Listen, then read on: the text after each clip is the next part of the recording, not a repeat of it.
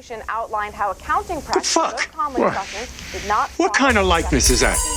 If they were great artists, they'll be in a museum. Evidence today may signal at least one. I'm fucking fodder for cartoonists now.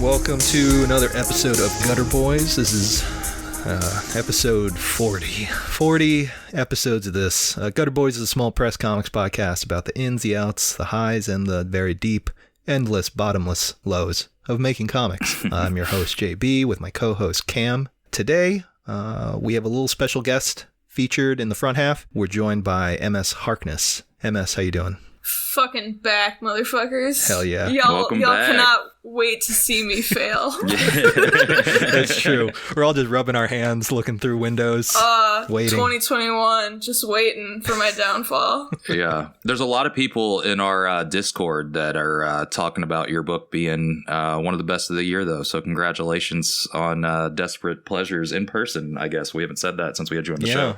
Yeah. Oh, no, I appreciate it. I feel like every other episode, it's just somebody giving me a big old compliment fest for like 20 seconds or so. Yeah. It's a nice thing to hear. I don't think there has been an episode where we don't mention your name at least once. Yeah, we even mentioned it on that other podcast we were on. Yeah, that's right. It moved over to the other podcast that we go on now.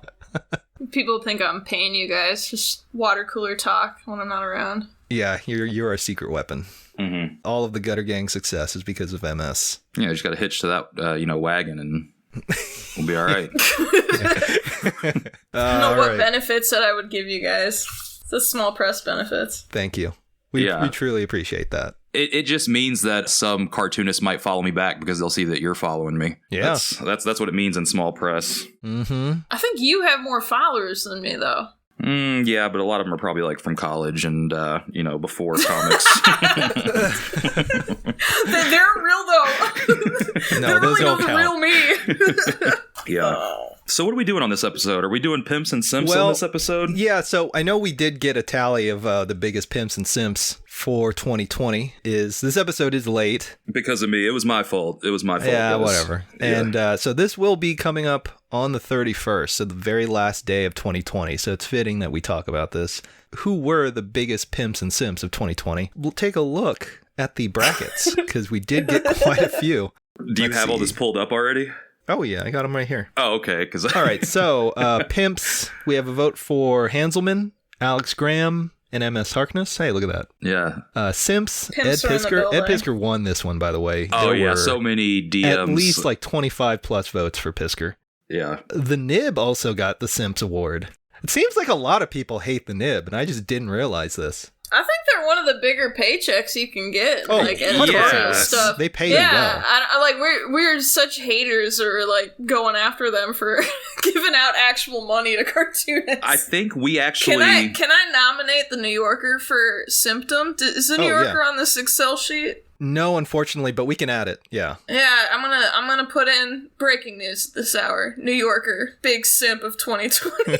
Is it over the Hockney cover, or because that was pretty? Oh, actually, we should discuss that. That like iPad art that made it to the head of the list. I mean, it's mostly just if you go to NewYorker.com, don't look for my comic that I put in there because that one was just okay. But it's just the majority of what they got going on. There's a lot of just not so good stuff on there. Well, and the Didn't worst thing is you have a cartoon in it? in the New Yorker? Yeah. I don't want to talk about that, but Oh, wait, no, you can't just bring up the New Yorker. well, no, I'm just it's the whole structuring of how all these comics are made now, because it's all one company, right? It's the Illuminati, like lizard people that run all of these things. They run the Vogue, they run Vanity Fair and Bon Appetit, and the whole structure is make the most boring fucking comic that you can make, and we'll put it out in like a year from now, and we'll pay you maybe 6 months after that, and it's just horrible way to make relevant art. But was the New Yorker payday worth it? Too much of a gamble in the sense of, you make it and then you send it out. You have to, they're not paying you up front for shit. Like, you make it and then you'll hear back in, 2 months or something, because that's the backlog they're dealing with. And I'm gonna say the nib pays more. So if we got, like, who's the bigger simp here? Yeah. On the simp scale. Yeah, I just know that I've always heard the nib pays on time, so as long as, creators are getting paid on time, that's cool with me. My friend and neighbor Emmy Guinness put out a comic with the nib recently about a guy putting rat testicles into men with erectile dysfunction, way back when snake oil was just that much more entertaining. Pretty good comic. Pretty, she teaches at CCAD. She's my neighbor. She came over and ate falafel on Christmas with me. Not only knows her shit, but makes weird comics about, it's goat testicles. It's putting goat testicles into men. Oh, that makes more sense. Okay. Yeah. So who to you all was the pimp of comics in 2020, though? I know those were some votes that we, but I think, MS, you were a pimp of comics. I agree with that. We had a vote for Orecchio. Yeah, Caleb was a pimp. I haven't seen him online in a little bit. He's taking some time off. Oh, okay. Some other votes for pimps and simps. Okay. Tom Neely, Nate McDonough, Andrew Buck, all pimps. Votes for pimps. Sean Knickerbocker as the pimp in the shadows planning for the hottest 2021. Woo, yeah. Yeah, we got to shout him out, too. I don't think we shouted him out on an episode for sending books, so yeah. Sorry, go ahead. And then simps, people who keep promoting the Ignats as an important thing to care about. Oh, one more vote for Pat Rooks for Pimp of 2020. Oh, Pat, you're a simp to me, brother. Oh, damn. No, I'm just joking. Anyone who shared the Avengers Biden meme, also a simp. Yeah. There was a couple when I put up the questionnaire. I remember Donnie Cates getting a couple votes. A lot of Pisker though. A lot of Pisker for Simp of the Year, which I wonder fucking why. I mean, every episode you guys are dunking on that man. Okay, we've laid off the gas a little bit, I feel like. We did. So that means Simp of 2020 goes to Ed Pisker. The inaugural simp. Inaugural Simp of the Year, and then close runner-up, not even close runner-up actually, just a runner-up. In second place is Donnie Cates. Yeah. Donnie, good luck to you. Maybe next year. I'm gonna throw my pimp vote in for Jim Rugg just to keep shit contentious. So. Oh yeah. Okay. Jim be shouting me out quite a bit, saying I'm talented. Jim's a good pimp elected. Yeah. Yeah. I'd vote Jim as a pimp, even though he unfollowed me. That was a simp move, Jim. Well, he unfollowed me on Instagram, but he didn't on anything else. I got unfollowed on Twitter and Instagram, which I don't blame the guy. But yeah. He's got friendships to maintain. Yeah. Did I send you the clip of him rapping about him and Jim? No, but you're gonna have to send that. So yeah, put that in the middle of the show. It's like Pisker being he's rapping and Jim is just sitting there just waiting for him to stop. Yeah, just send that shit. Yeah, hang on. Let me pull this shit up just to play it. Absolutely necessary. Yeah, hang on. Let me. Yeah, no, but Pisker's definitely Simp of the Year, and I don't see anything changing next year if our listenership is predictable like I think they are. I think Donnie will be a close contender for tomorrow. We got to get into Donnie here in a minute. Yeah. Oh yeah. Actually, this is off the fucking record Donnie talk. Are you ready for this though? This is crazy. So.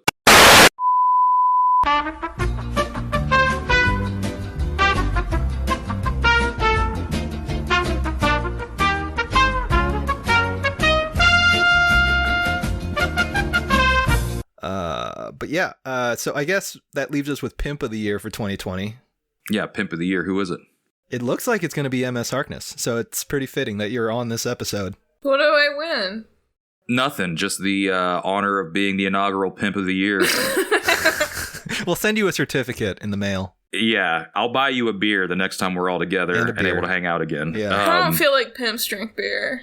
Okay, well, we'll get you a chalice. A chalice. To drink out of, yeah. I think like some other Froze pimp... in it or something. Yeah, there I'll you grow go. my pinky nail out real long just for y'all. Oh, there you go. Thank you. How many votes did I get? Oh, fuck. Let's see. Probably like 10 plus. Yeah. What? You guys have 10 listeners? Consistently? We No, have that's that 10 out of times- like 30 plus votes. I have that level of consistency for my people. Yeah, I think 33%. everyone who voted for me is the real pimp. Hey, There you look at go. A good acceptance speech. Some other pimps of the year for me besides MS, I do just want to shout out, even though we shout them out all the time too, Strangers and Bubbles. I just think it's great that good fanzines exist in comics again. Yeah. It's real dope, because me and Pete Fakey, I feel like 4 or 5 years ago, on one of our long car trips back from a show, we were complaining that we didn't have, like, a maximum rock and roll for comics, and now we have, like, 3 or 4 of them, which is really right, cool. yeah. Like, in that we didn't have to do any work. It just appeared. Yeah, that's true, yeah. And, like, Brian Baines, I'm like, every Bubbles I read, and it's so good. And just every time, I saw that little bit he did with Noah Van Sciver's online deal. Just the sweetest man. Just the sweetest guy out there. He was super nice. Yeah. I feel like I've probably run into him at a show of some sort, because he's just out, like, he's with these East Coast dudes, but I'm like, Yeah. like, he's got a comics face where, a lot of dudes look like that, so it's like, I'm like, I hope I wasn't, like, weird to you, You're really cool, Brian. He was at SPX the year you didn't go, which was, I think, last year. Yeah, okay. That was when I first met him. Okay, hang on real quick. I found the Pisker video. You already know who we are. We're the tag team champions of comic book YouTubers. Immediately just so uncomfortable. Oh. You already know who we are. We're the tag team champions of comic book YouTubers. The super scooper party poopers. The men with all the super duper disco breaks. You know Jim and I are a couple guys who rarely make mistakes. We're the comic book lords. You know we're not boards. We're the baddest men you ever saw. The money making earthquake and men who get that party shaking. And Jim's face the entire time is the best part of that. JB, I'll shoot this over to you so you can put it, Yeah. rip the audio from it. Yeah. All right, so that's the simp of the year. Oh. Excellent. Any other pimps? No, I mean, it was hard to be a pimp in 2020. It was hard. Well, I think segueing into our news segment, Yeah. I'm going to have to vote my personal pimp of the year, besides MS, is our friend of the show, Big Gleb, also known as Gleb Melkinov. He's currently working on the next DC Robin title. And he just put out Jenny Hex, which was like Jonah Hex's daughter. Yeah. If you have brain rot like us, then you probably saw some of the very Discourse. normal conversations taking place. Yeah. Gleb posted on Twitter a critique of Bagley and Donny Cates's Venom title. Yeah. Let me pull up the tweet just so we can read exactly what he said. I had it bookmarked. I think he deleted it, though. Oh, did he delete it? Okay. Yeah, well, he deleted it and put an apology up. Why? What did he apologize for? I don't He said he understand apologized for just any kind of hurt feelings it may have caused. Okay, so I have a screenshot of the tweet. So Gleb tweeted out a couple photos of the interiors of this Donny Cates and Mark Bagley book where it's literally just Venom, or I guess the guy, what is Venom's real name? that. Eddie Brock? Tom Eddie Hardy. Brock, yeah. Yeah, Tom Hardy. Tom Hardy, yeah. Yeah, it's Venom as a man just like looking and having a monologue and like holding his face and like crying and being sad, and like this would work in a movie, and I guess it could work in comics as well, but Gleb just tweeted these images with something simple like, please don't do this. You have 20 pages of superhero comics. You don't want to waste 3 of them on the same exact face over and over again. Gleb did not tag Donnie or Mark Bagley, but this tweet blew the fuck up, and people were snitch tagging Donny Cates in it, and Donnie had a field day, and all of his advocates decided to get in Gleb's mentions. God. But this ended up causing such a shitstorm that like major comics players started weighing in on this. Like even Eric Larson literally took the Venom comic that Gleb posted and like copied one panel and pasted it over the rest of it and was like, actually, this is what it would look like if it was just one face over and over. It's like, what the fuck, dude? Like, how are you not seeing this like valid critique of like comics can be so much more exciting. And Gleb was even defending himself later, being like, I don't necessarily even think that monologues are bad in comics, but draw them doing something different besides like a tight shot of the face for 3 fucking pages. But this kind of got out of hand. I mean, it even got covered on Bleeding Cool, you know, like Gleb's Slow news day. Yeah, slow news day when they got to fucking take a upstart. Oh, Gleb's not an upstart, but in the eyes of DC fans, he probably is, because I think Robin's the first book that he's gotten that's like a major break for him, right? Like consistently, yeah. So yeah, I mean, even Tom King and Mitch Gerards were like tweeting about it, being like, "Oh, we do this every issue," and like posting like these boring. Here's how we do it over and over again. Like Tom actually posted something that looked worse than the Venom shit, and was like, "I did it for 4 pages instead of 3," and was like proud of it. And it's like, what the fuck, like, I mean, I always hand it to the CIA guy to fucking really just hammer in how fucking dumb he is. Tom is like one of the worst personalities in comics. Pretty shitty. Yeah. Another thing that was kind of crazy about this is there is a DC editor named Jess Chen, and Jess does edit at DC, and I was looking at their Twitter, and I think they edit some Batman books, but Jess decided to fire out this subtweet that said, "Gentle reminder, editors are on here too," with a bunch of eyeball emojis, right? And it's like, first off, yes, of course editors are on Twitter, but why would you make this like very thinly veiled threat subtweeting somebody that works for you instead of, you know, approaching the manner in a professional way that you would think they would do at DC Comics? And also, I just think it's real shitty that the editor's like, "Hey, we see you." You know, it's like, dude. Yeah, it's a weird Big Brother approach to critique. Yeah, and it's like, if I'm not mistaken, I don't think that person even edits Gleb's books, so why are you policing what the fuck Gleb does? To bend the knee. To be Twitter clout, like to get Twitter clout? No, it's to bend the knee. Yeah, it's... She knows where her paycheck comes from. The fuck out of here. What are you doing, making $19 an hour at DC in Burbank? Not answering emails, right? Yeah. Sitting in a cubicle next to the guy from My Chemical Romance, like...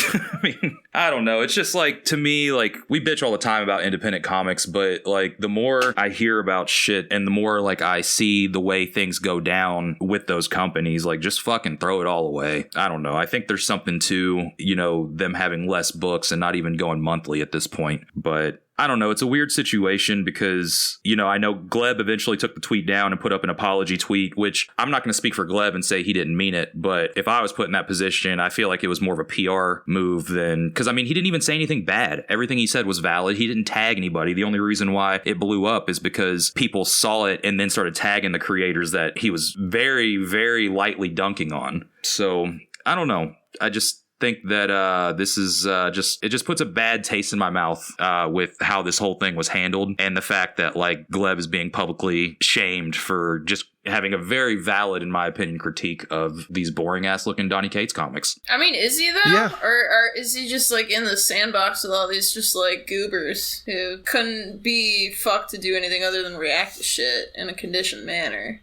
Well, because it's like a pylon if you got numbers, right? But like at the same time, it's like, well, do we really count these people? Like, I don't know. I think in the mainstream Big Two world, I think the people that are weighing in actually count. Have like clout. Yeah, okay. they have blue verified checks, whatever the fuck that means, on Twitter. You know, like yeah, they're missing an important part of their brain now, so that's good. Yeah. So yes, you're right. It's in the sandbox. Like, I personally don't give a fuck. But I mean, like, you know, if your goal is to draw Cape comics, and I'm not just saying this as somebody who, you know, is friendly with Gleb. I think Gleb is making interesting work for those companies that looks different than what they're usually offering. So, I mean, if they're going to let artists like Gleb have books, you know, I'm all for him continuing to get work. But it does kind of seem like all the bigger people are like, oh, well, actually, hang on. He jokingly replied, and I think this is what got him some more hot water. And it was, you could tell it was a joke, but he jokingly replied that he would have some of these people's jobs. In a few years. He's not wrong. He's good enough to do so. But he said the quiet part loud. Yes. And that was the problem. And I think that also put the bad taste in other people's mouths, because they were like, oh, he's going to come after our jobs now. And it's like, you know, come on, y'all. It's like, have fun. You guys are 50 or 60-year-old people. You're just out of touch with how humor works to this new generation. Yeah, you've been posting too many Biden memes that now your brain is just melted. Yeah, so I don't know. But Big Gleb, you know, we have nothing but love for you over here. Yeah. Gutter Boys is a big Gleb House production, so we don't take kindly to bad mouthing a star like Gleb. A rising star, the future DC rising talent. Whenever Gleb turns 46 and he's done 10 years in the industry, he'll be the new future rising star in comics. He can join that Marvel team of what did they call that? The Stormbreakers. The Stormbreakers. Yeah. That group of 60 plus year old guys. Yeah, so sick. Hell yeah. So sick. Yeah, I mean, I think the most worrying thing about it is just as an artist and creator, you shouldn't be afraid of voicing an opinion. Not at all. Specifically, a well-informed opinion. It's an argument. He gave a bunch of examples in order to support his argument. And on top of that, Gleb even posted pages where he had done the same thing and how he had done it differently, though, where he was like, well, this is what I did when I had a talking face scene. So it's like he was allowing criticism at all aspects. Well, I think it was Mitch or someone that posted one of his pages that was just 4 panels of a talking head. And then he replied, it's just yeah, that was 1 page with 4 panels. This is 3 pages of just this. Right. Yeah. So, I think the problem is a lot of that critique went over a lot of people's heads, especially the readers. Mm-hmm. And it went straight to just, I'm an insecure baby. And I think that he just went at a Donny Cates book, who is the king of comics right now of the mainstream big two, right? So and Donny is obviously, very super thin-skinned hurt. Guy. Yeah, super hurt by anything that critiques him. And the thing is the critique wasn't even about Donny's writing, even though Donny did write that scene. And the reason why it was 40 fucking panels of a face is because Donny decided he wanted a text bubble on 40 fucking panels. But that's besides the point. I just think that they piled up on him, and it's just because he ruffled the wrong feathers. The take was very pedestrian, in my opinion. It wasn't mean. It was just, hey, I don't like comics that do this. Well, at the risk of losing the inaugural Gutter Boys 2020 Biggest Pimp with the Year award, this is where you guys should just be plugging your Discord to say, if you want to talk critique, if you want to bring class and, good decorum. Yeah, decorum back to talking shit on the internet. Should join up with the Discord, because Twitter doesn't seem to be the place for this, considering that everyone and your mom and your employer and everyone is just going to see it. And your tone is lost on people that are so smooth-brained and that they think that everything is about them. So... Not irony poisoned. Yeah, I wouldn't have posted that. Gleb seems like a cool dude, and I frankly agree with him. But, I got a lot of opinions I don't put on Twitter, and I just kind of go, I'm gonna file that away for later, and then I just don't ever post it, because Twitter ain't writing no checks, guys. I've seen you go the fuck off on Twitter, though. I went off once, and now you remember it, but I don't do it that often. You're like, but MS Harkness, you did it that one time, and I'm like, yeah, it was one time. And a lot of people from my high school had some shit to say about that shit, so. Hell yeah. So, and they're not writing checks either. Yeah.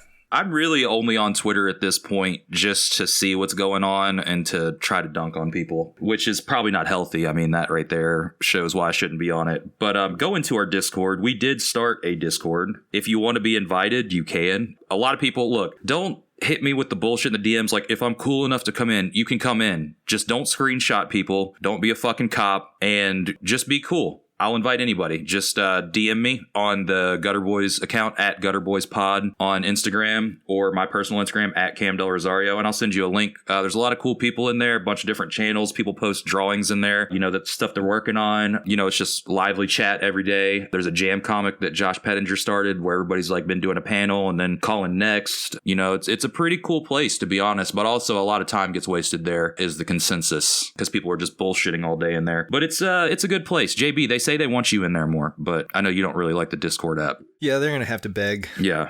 It's I like it now that I've gotten used to it. And you don't have the fear of your messages being seen on Discord like you do a Facebook, Instagram, possibly Twitter. When I say seen, I mean read by the actual website and monitored, because apparently Discord's super private.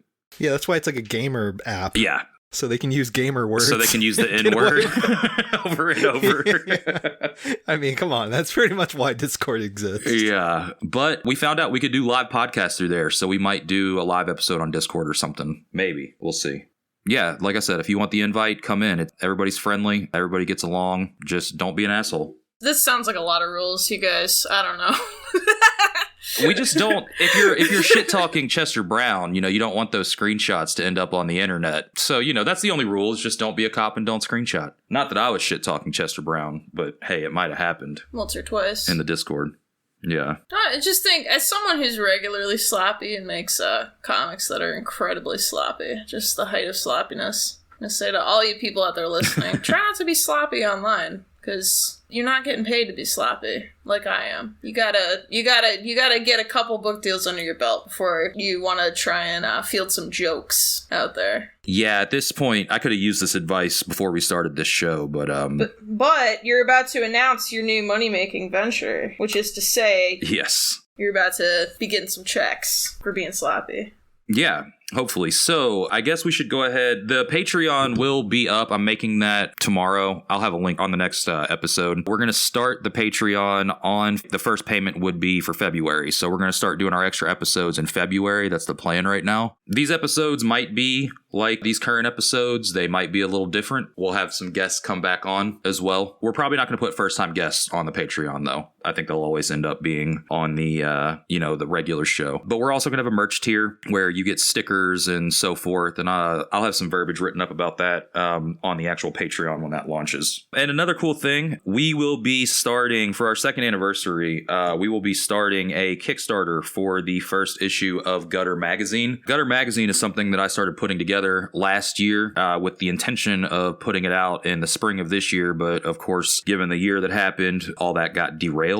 JB and I have, collaborated together to put together a really cool list of contributors, and we're wanting to do 2 a year. So pretty much we just want it to be comics focused. That's the important thing. It's just making sure you put out good comics. And I got a rather lengthy list of contributors for the first issue, but I'm going to go ahead and go through them now. It's going to be me and JB, of course, John Meinrich, Evan Salazar, Caroline Cash, Alejandra Gutierrez, Josh Pettinger, Blake Sims, Pete Fakey, Nick Pyle, Rockness Soon, Carly Hack, Yewan Kwan, Grace Kale, Pablo Vigo, Jasper Jubenville, and Michael Kennedy. So yeah, that's the list of contributors for the first issue. There might be one or two that might squeak in there. And we're going to start planning on kickstarting that in March with a bunch of different tiers. Hopefully have the physical copies in hand by May, June, which hopefully if shows come back, that would be right around the time of Cake. So plan is to take that on the road with whatever shows happen next year. And I'm pretty excited. I've seen some pages and some stories from some of the contributors, and there's some really good work that's going to be in there. Above all else, I just want to use the platform that we have from this show to showcase good comics in a way. And maybe we'll win an Ignatz brick and we can just break it up and give everybody a little piece of a brick. Is there an Ignatz for sloppy podcast publications? No, for anthologies. So we got to take down the Nib. Oh. Yeah, that's our competition. Didn't the Nib win last year? Or this year? I think so. Yeah, so yeah, Matt Bors, we're coming for you, brother. Yeah, so I guess with the end of the year, it was a pretty bad year, but, there was also some good things. Comics still came out, which was cool. Some of my favorite books. I feel like we said this on that other show, but I'm just in a very fortunate position to have some of my peers and friends making some of my favorite comics. And I don't mean to come off as biased when I say this shit, but I mean MS, Pettinger, Evans Comics, JB's Comics, Caleb Arecchio. I know they've all been on the show before, but all the work they put out this year was top tier in my opinion. And I just find myself blessed to be able to have these people in my life, but also making some of the best work I've seen. And, I would say this stuff without knowing these people. So I know it's going to come off as biased, but I assure you that the work is strong enough, in my opinion, that, taking personal bias out of it, I still think it is very strong. So I know that's kind of a cop out, but it's just the honest to God truth on my end of things. Cam's anyway. Biggest sweetheart of 2020. JB, most vile internet man of 2020. Thank you. Thank you, Cam. That's always, as always, every episode, love a good compliment. Yeah, Josh Pettinger, definitely a Rose of the year. Got some of Evans Comics, another Rose. Sam Zabo, you need to have her on here at some point. I don't know if you've got any of her Girl Hell comics, but definitely a Rose. Alex doing his thing. I did a lot of this shit when I put out my Christmas letter on Patreon. I just name dropped everybody. I wrote up a bunch of lists. Alex was doing good work, yeah. Yeah, I really hope his shit gets put together in a good collection. I hope somebody fucking fronts the printing for that. But yeah, I mean, I'm trying to think on hand, like all the graphic novel shit length that I've read. I liked Goblin Girl a lot, Moa Romanov's book. I thought that was really good. That was good, yeah. I got a copy of that. I really like this book, Desperate Pleasures. Yeah, that was a good one. That's pretty good. That blue book, the blue book advantage. Did you guys like the new Adrian Tamina book? Did anybody read that, or was that just me? That was just you, Cam. Yeah, it was it was cool to see like new Tamina. Apparently that's how you say the last name. I've been saying it wrong. But all in all, I thought it was a vanity project at the end of the day. So like I respect it because I like that guy's work, but it wasn't the best book he's done. It's like, oh, you go to lunch with Dan Clowes sometimes? Cool. You hear that, Tomine? Clean your shit up. What else came out this year? I feel like there was like some big ass books that came out this year. Oh yeah, Superman versus the KKK. Yeah. Eddie's Week by I hate Patrick that I don't Dean was know good. if you're being facetious or not. Oh no, that book was we didn't read it, but I mean, you know. Was that what it was called? Yeah. that was a real book. I hate nerds. God damn it. Fucking A, man. What the fuck? Ugh. Prison Pit got collected. I don't know if that's technically new or not, so I guess that doesn't count, but it's cool that we got a Bible of Johnny Ryan comics. Yeah, I'm just like looking. I just recently read Santoro's Pittsburgh. I mean, that's last year, but... Did you like that? I did. I think that there were parts of it that, for me, were kind of like, nah. Mm-hmm. As someone that makes autobio, I think that some of the information could have been delivered a little bit better, but, like, the panel per panel, scene for scene for that book is just kind of unparalleled. Yeah, that's how I felt about it, too. It's just like... Yeah, it's definitely, like, fucking up there. Like, there's... For all the people who are, like, putting it on this pedestal, they're right to do it. Frank's a weird kinetic genius like that. Yeah, he's like a weirdo, but he gets a pass from me because of his work. Yeah, no, it's great. Yeah. But I felt bad and then it was, I should have read it more recently or more when it came out. But yeah, Alex Graham's dog bones thing that she's been doing on Instagram's been great. Hanselman did Crisis Year, which... Yeah. Yeah, I thought it was good. I thought it went on too long, but I thought it was good overall as a whole. Pete's Detective Comics, that was great. I feel like Pete, my good friend, Pete, my lovely sweet boyfriend from Minneapolis, who's just like, as like a guy who, we have our artist conversations, our art 41 or whatever the fuck there are, back and forth talking about shit, and he's always just concerned about level of consistency, and I feel like he's like hit it. I don't know if he knows it, but maybe he's gonna change the game up completely on his next comic. I don't know, but yeah, but anyway, it looks great from what he's posted. It's so good, and I think everyone needs to give it the time of day because it's great. Yeah, I mean, I love minis. I don't have graphic novel money all the time between my wine hobby and my cheese hobby, but... Hell yeah. Prioritizing. Yeah, I think... Oh, Pete put out... I was like, did Pete put anything out this year? But yeah, he put out that Living Nightmare book, which will be in Gutter Magazine. That's what it was originally for. And then he did the Split book with Drew Lerman. That was this year, right? Yeah, that was the detective one. Detective. Okay. You know, when you said the Detective Comics, I literally thought Batman Detective Comics. And I was going to question you about it, but I was like, let's just let it roll. Just let her talk. Yeah. Okay. No, he put that out this year because I remember he was doing all those little extra gimmies for that during the summer. We were talking about that. So COVID comics, everyone making their COVID comics. I did like Purdy by Kickley. Volume 2 of that came out this year, and that was pretty good. Kickley, Kickley, I think, supposedly lives in Minneapolis. Yeah, he does. I don't think I ever met him, but he messages me every time I have a birthday. Oh, that's nice. So on Facebook, he's like, hey, happy birthday, MS Harkness. And I'm like, It's like looking in the history of the chat, and it's like last year when you wished me happy birthday. I'm like, hell yeah, Kickley. So he just opens his computer up every morning and DMs everybody who has a birthday that day. Hey, happy birthday. He's taken on the Tom Spurgeon role, so. Yeah, I know that he was posting, I follow him on Instagram, and he was posting that he was like doing like the official paintings for the some kind of book about the Minneapolis State Fair, I think, or Minnesota State Fair. Right, yeah. There's a Minnesota State Fair that is fairly important, so. Yeah, I think he put out like a book of like paintings that he got commissioned to do about the state fair. Yeah, and that's mostly what he's been doing now, is just selling these like painting zines and drawing zines. Aren't they like $50 too? Europe and like studied painting, so it's on brand. Yeah. I want to try to get him on the show because I love that he like faked his death or some shit. Got into a car accident and changed his art name. He took a break. I can ask him if you want. He took a break for a while. Yeah. And then he came back and started painting. Books of 2020 for me.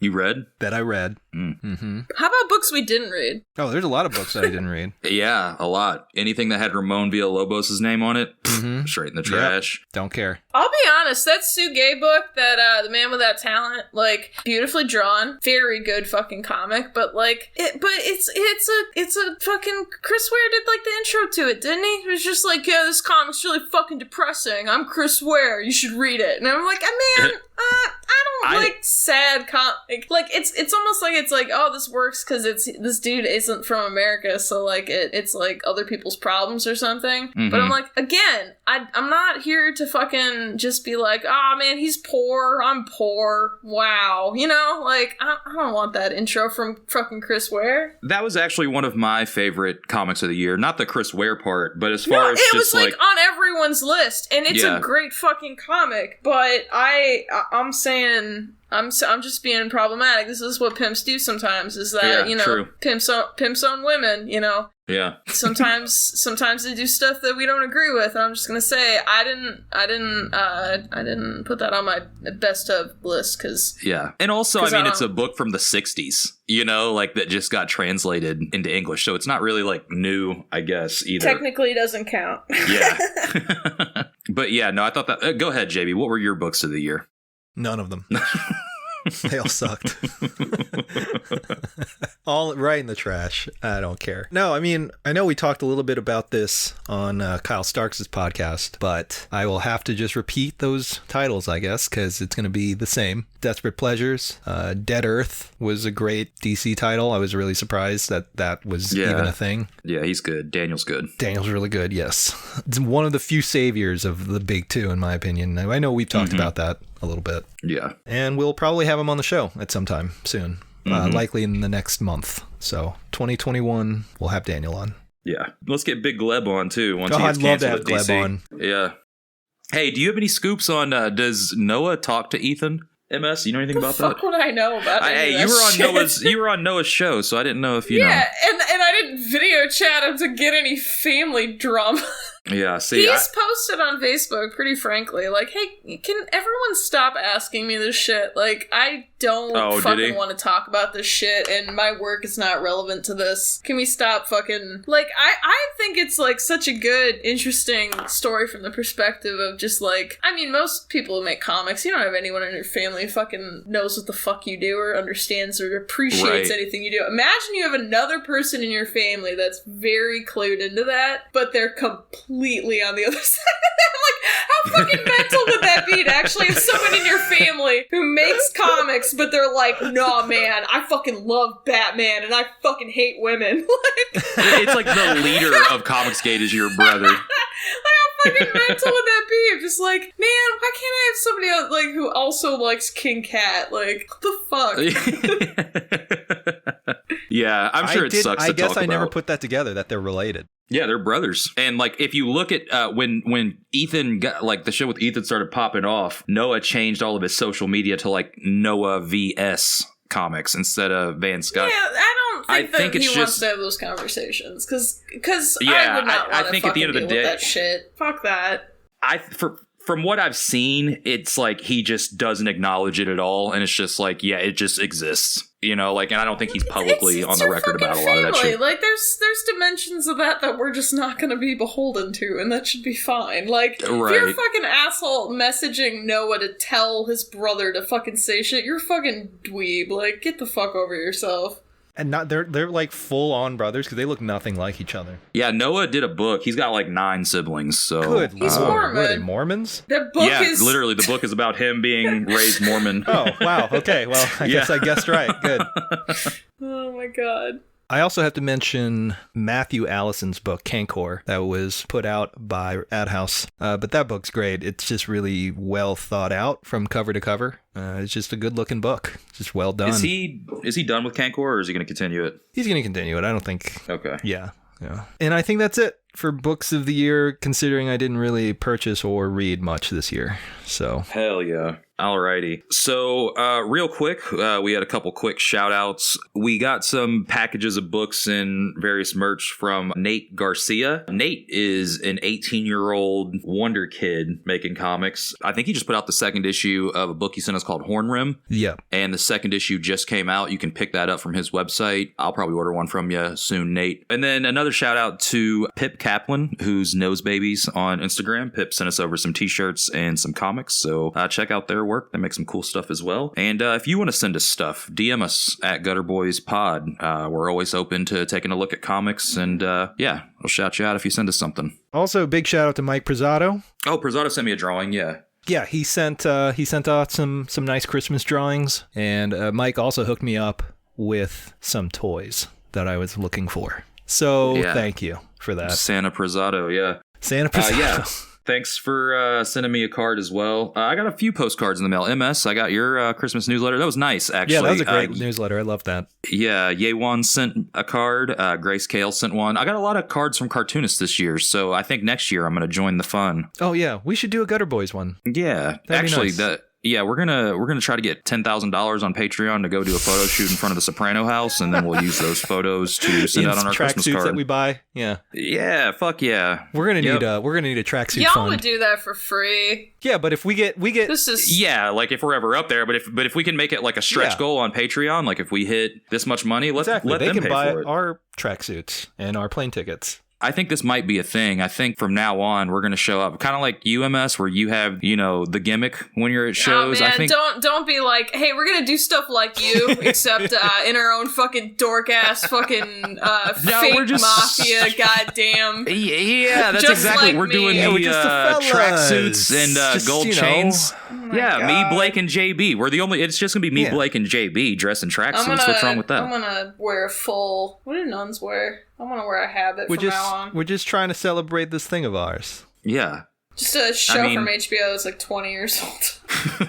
God damn. Anyway, do whatever the fuck you want. I'm gonna follow y'all on Patreon. I don't want my money going to that, you guys. I just think as a pimp myself, I really just can't condone this level of chicanery and nonsense. Can I at least get a gold chain? JB, you can wear a gold chain, but it's got to be like fake gold, so your neck gets all fucking blue and brown and shit. No. That's the real gutter way is to wear jewelry that stains your skin all fucked up. We go all and green. full gold plated, baby. Yeah, so even though MS said it would be a simp move for us to wear tracksuits, look out for some pimps in tracksuits on the show actually, we can get Josh next year. Pettinger to wear a tracksuit, I'm sure. Pettinger's not wearing a damn... Pettinger's like... I bet you Pettinger's not in comics 2 years he's from gonna now. wear... Well, that's... Sure, fine, but he will wear a tracksuit. Dude, You he's think British. so? There's no fucking way he's not gonna wear a tracksuit. Yeah, okay. That's fair. What'd you say, MS? So he's gonna be animating for Adult Swim if he's not already. Yeah, that's what I'm saying. Pettinger's out. Is he still He's doing out. animation? It's been nice knowing you, brother.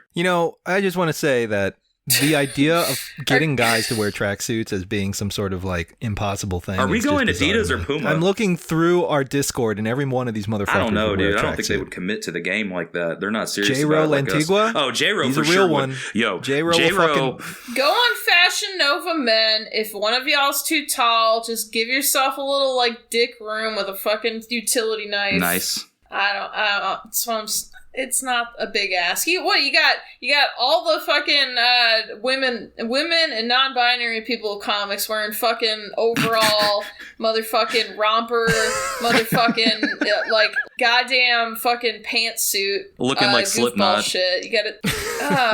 Yeah, just go on Fashion Nova men. I'm pretty sure. And we're gonna have to get. What if we started wearing those New Japan tracksuits? Yeah, that'd be sick too. But here's the thing: we're gonna need 2 tracksuits each because some of these shows are 2 days, and we can't be showing up in the same shit. Oh yeah, we cannot. Yeah. And then if we start doing 3-day shows, oh boy, we'll just do load of laundry at the hotel. Fuck that. Just turn it inside out for the second day. No, what you do is you get black because you can be like, oh, I got 2 black tracksuits, and people would buy that because black's a pimp color. That's true. Yeah. That's true. That's true. It's all the colors. Are we going Puma or Adidas? We can. Oh, that's a good question. Whichever is comfier. I think we should go. I think Adidas is like back on the map, so I think we should go Puma. So we look a little more obscure. No, I'm just fucking around. I really don't care about either. I think they both look cool, but I definitely want to do the tracksuit thing at all shows. Yeah. I know for sure that fucking Beef Jam boys will definitely want to get on that tracksuit plan. Yeah, I'm trying to imagine Tyrell in that outfit. Tyrell in like a very loud and brash outfit. I've never met that guy. He started following me on Twitter. I followed him too. He's a very sweet man. Yeah. Terrell's great. Yeah, I can't he's imagine friends with him all my friends. So entertaining some kind of nonsense like that.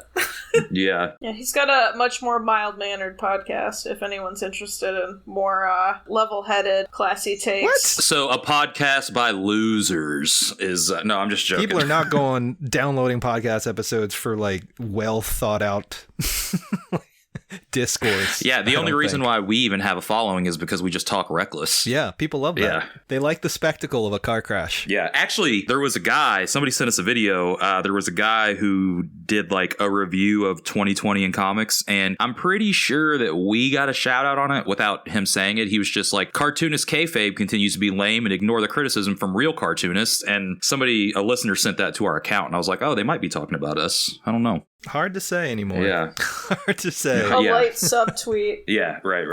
From an unknown man. Yeah.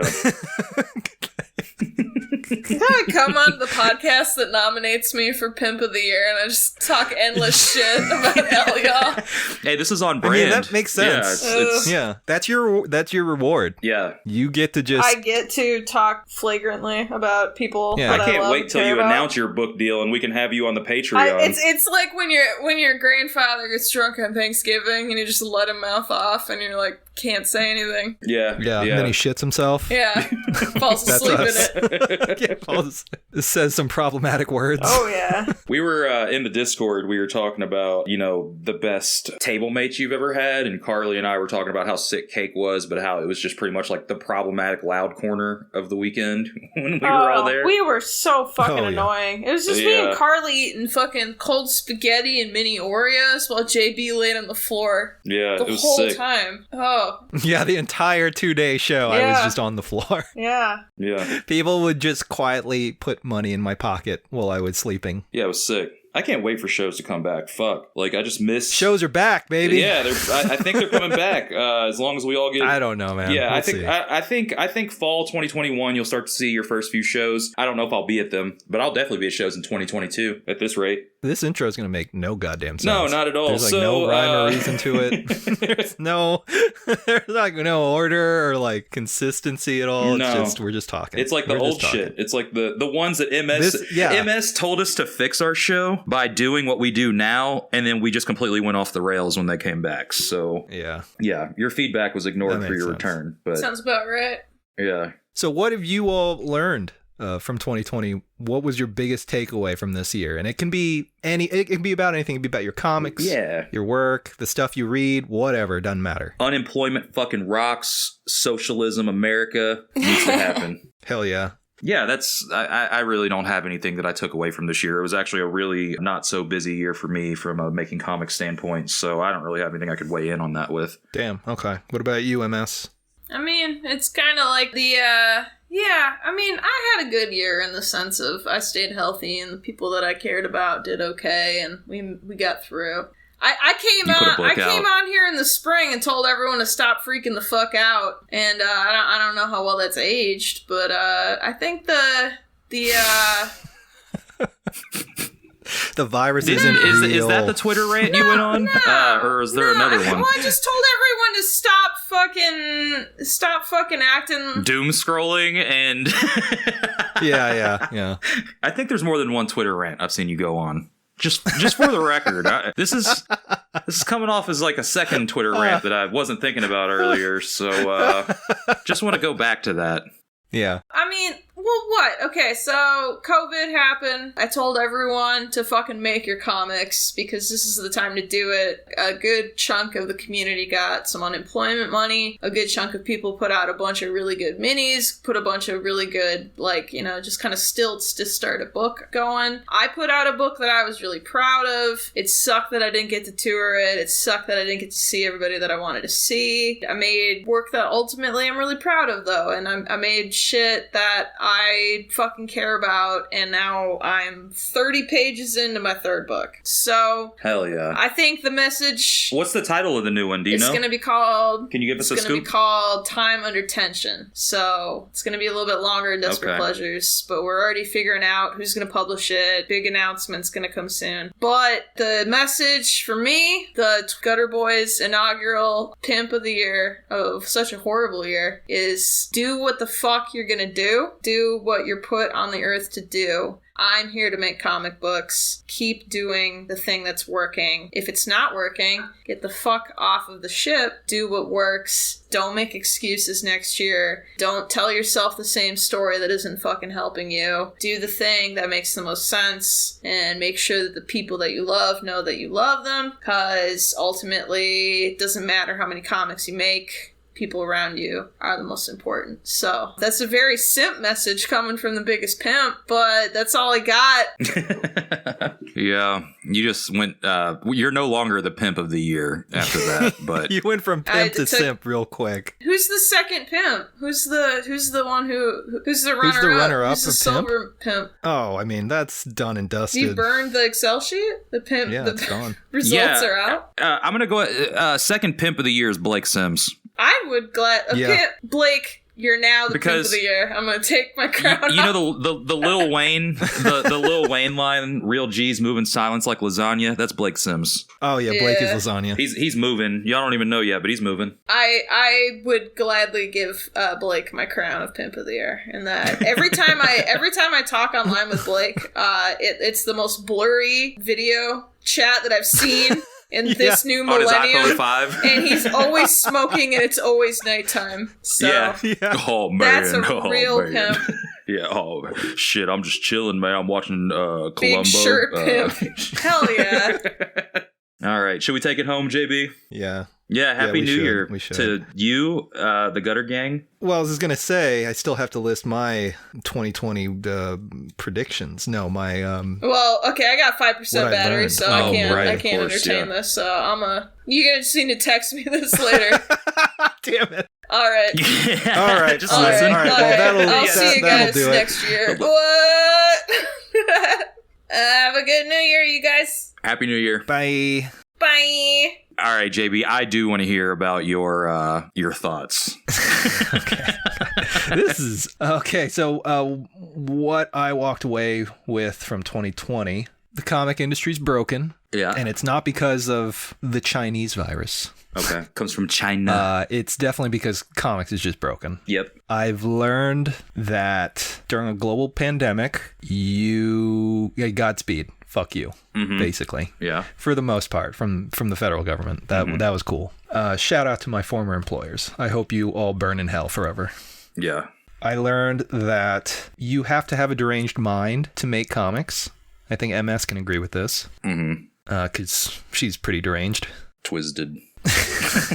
Oh, they're still there? Yeah, the most demented, the most twisted cartoonist. And I also learned that I just can't do thumbs. I just can't draw thumbs. I can only do pencils, and that's it. So are you going to just stop thumbing? Well, in order to stop thumbing, I need to have started thumbing. Oh, you never did it? Okay. I never thumbed, and I tried doing it this year, and it just turned into pencils. So it's a waste of time for me. I don't know why, just my brain doesn't let me work that way. I was able to finish a bunch of projects this year, and unfortunately, I would say like 75% of it, no one's really ever going to see anytime soon, probably for a while. But that's just the nature of comics, I guess. And I'm just glad that we are going to have a Gutter magazine and that we're going to have a Patreon, so I don't feel so stupid doing this fucking show. Yeah, because, we don't need to be doing this shit for free. No one should be doing anything for free. Yeah. I will say, even if we weren't getting paid for this show, which we are not right now, as of the recording of this, I still think it's been a great year for Gutter Boys in general. Oh, yeah, for sure. We've been making some good work for the most part. We had on some really great guests, and we've also grown the listenership and the sort of weirdo small press circle of friends that we've made. Yeah. By doing this. So, and granted, we already had a weirdo circle of friends in small press because we make comics, but now it's a little more than prior to that. I don't know what I'm saying. What I'm trying to say, I You're guess, is that thankful for the connections that you've made through the show this year. I'm thankful for the show. Yeah, I'm thankful me for too. everyone that listens to this show. Yeah. Drop in the fucking, the Gutter Boy Creed. No, yeah, like personality, whatever, the shtick. I really am thankful for everybody that listens and, posts in the Discord and chops it up with us on social media. And, if we didn't grow the show this year, I don't even know if we'd still be doing it. JB? Yeah, we probably would be doing it, just not as often. Yeah, once a month like we were for a while. Yeah. Yeah. But, we try to stay regular for you all. I think the listenership has grown a lot more than I anticipated this year. So I guess that's a benefit of the pandemic. But no, I echo your same thoughts on just, this has been a good year for us. I'm definitely appreciative of all the listeners and even the haters. Haters, thank you. Yeah, thank you. From me to you, thank you for being a bitch. Yep. Thank you. You're the biggest simp of the year. We're all laughing at you. Yep. Thank you. Yep. But no, I'm really looking forward to 2021, and I think we're going to be able to do a lot of really great stuff. If shows happen again, we will likely be doing live shows, which will be interesting. Yeah, wait until you see the Gutter Boys interviewing Ed Pisker on an SPX stage. No, I'm just joking. Oh, no way. That's a no-show for sure. Yeah. I would not. I'm looking forward to what we do, and hopefully the people listening to this are excited too. So I don't know. We'll see, I guess. Or maybe you don't. Maybe you just hate listening to us. Yeah, because we're the only place that talks about the comics you like. I do think it's funny that there's been a couple times this year, either in the DMs or publicly on the story that tags that's people usually be how they I didn't start think I out would like this their podcast, praise. but It's I actually do. I would give a shit about this. Or it took me 7 episodes to like this show, but I finally do. And hey, you're the real one. Thank you. Yeah, thanks for sticking through. That's what every time somebody says that. Yeah, thanks for punishing yourself to enjoy a fucking comic book podcast.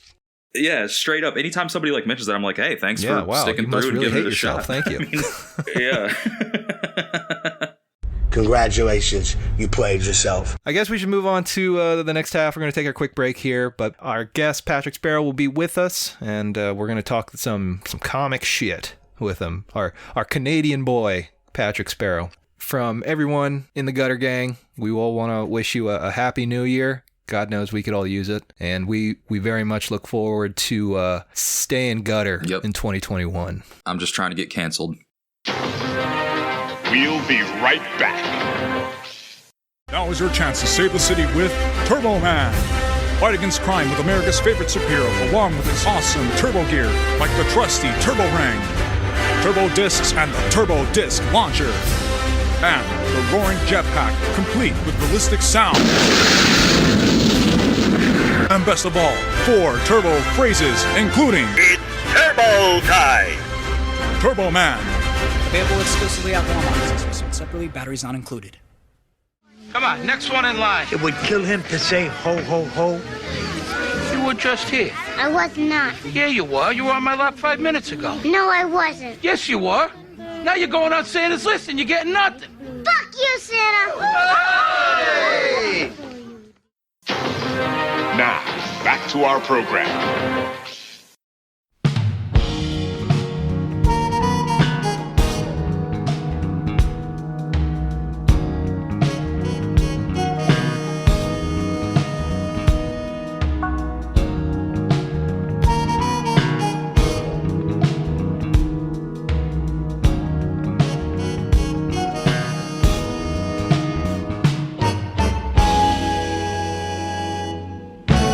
Okay, we're back from our break, and we are joined by Patrick Sparrow over in Canada. Hey! He's What's up? the creator of the Peeper Creeper, and is also creator of a recent collaboration with Nate McDonough. The book is called Cosmic Surfer. Patrick was nice enough to send out a copy to us, and it kicks ass. Oh, thanks, man. Yeah, no problem. That's kind of you to say.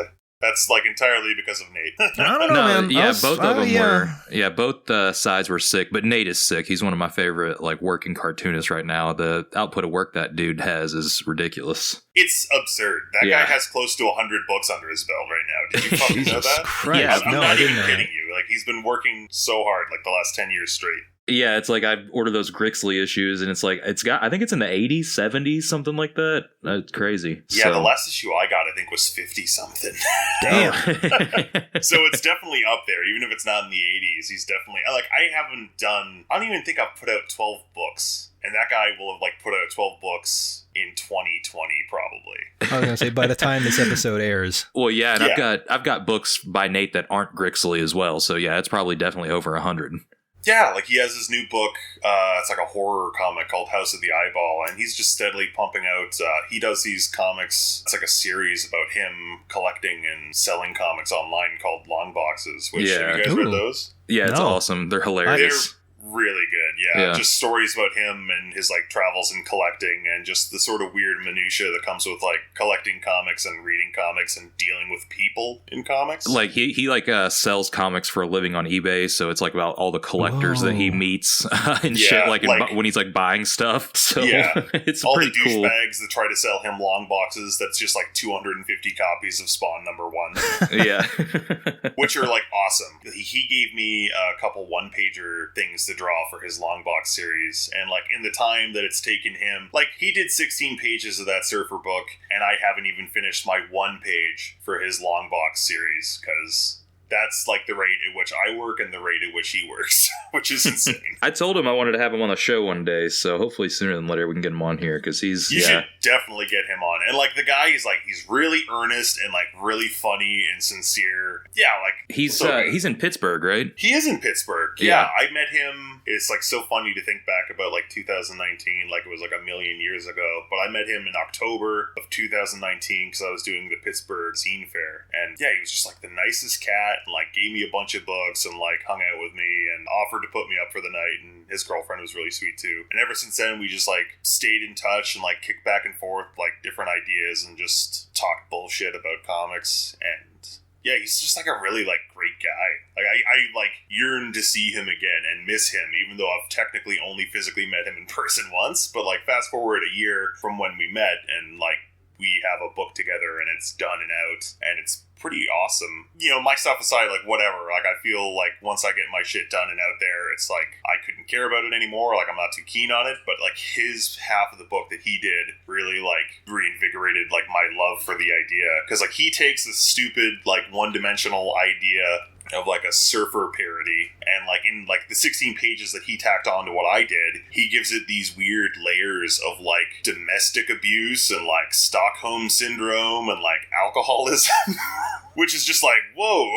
Because I just gave him like a very like thin plot breakdown to follow, and he did a lot with that very quickly and like very, very good. So yeah, definitely get Nate on the show. He's awesome. Yeah, we got to do that. I mean, I wasn't familiar with his work before getting Cosmic Surfer, but yeah, we definitely need to have him on, and I'll have to look more into his work too. Yeah, I know MS is like really tight with him too, so I think they click around. But well, in that case, never mind. Yeah. He does a lot of like auto-bio stuff Fuck you, too, man. and it's like one of the few guys that does like auto-bio stuff that isn't like really pretentious or anything. Ah, okay. No, the best drawing of the year, I thought, was he posted one that was like a bunch of like trash trucks dumping pages into a landfill, and it was like 2020 stay-at-home art. Yeah. It's so good. He did a weird series of drawings too that was just minions from Despicable Me, but like in really weird, bizarre situations. Like it's weren't they like eating each other's asses?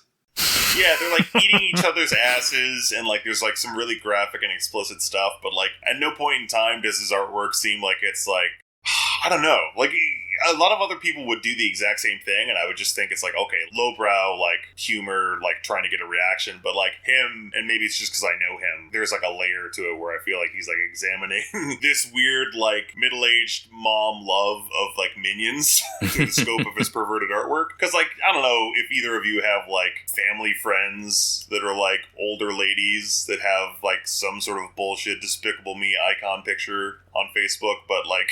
I mean, that's the capacity that I see that in usually. I have a Minions Bullet Club shirt. That's pretty wacky. Yeah, so there you go. Is that because you love Minions or because you just love wrestling? Yes. Bought a drawing from Nate of the hamburger helper guy eating out an oven mitt. Oh, yeah. But it's amazing, That like the one was craft good. and the technique in it. It's amazing. Like I posted it on my Instagram, but I can show y'all. It's pretty wild. Yeah, that guy does great stuff. Whether he's doing like quick, sort of like not very finesse, but like sort of like cool primal sketch work, or just like the stuff that he really does a lot of time and effort into the rendering. It's great either way what he does. What was the other fucking thing he did recently too? He did like a mom and a dad.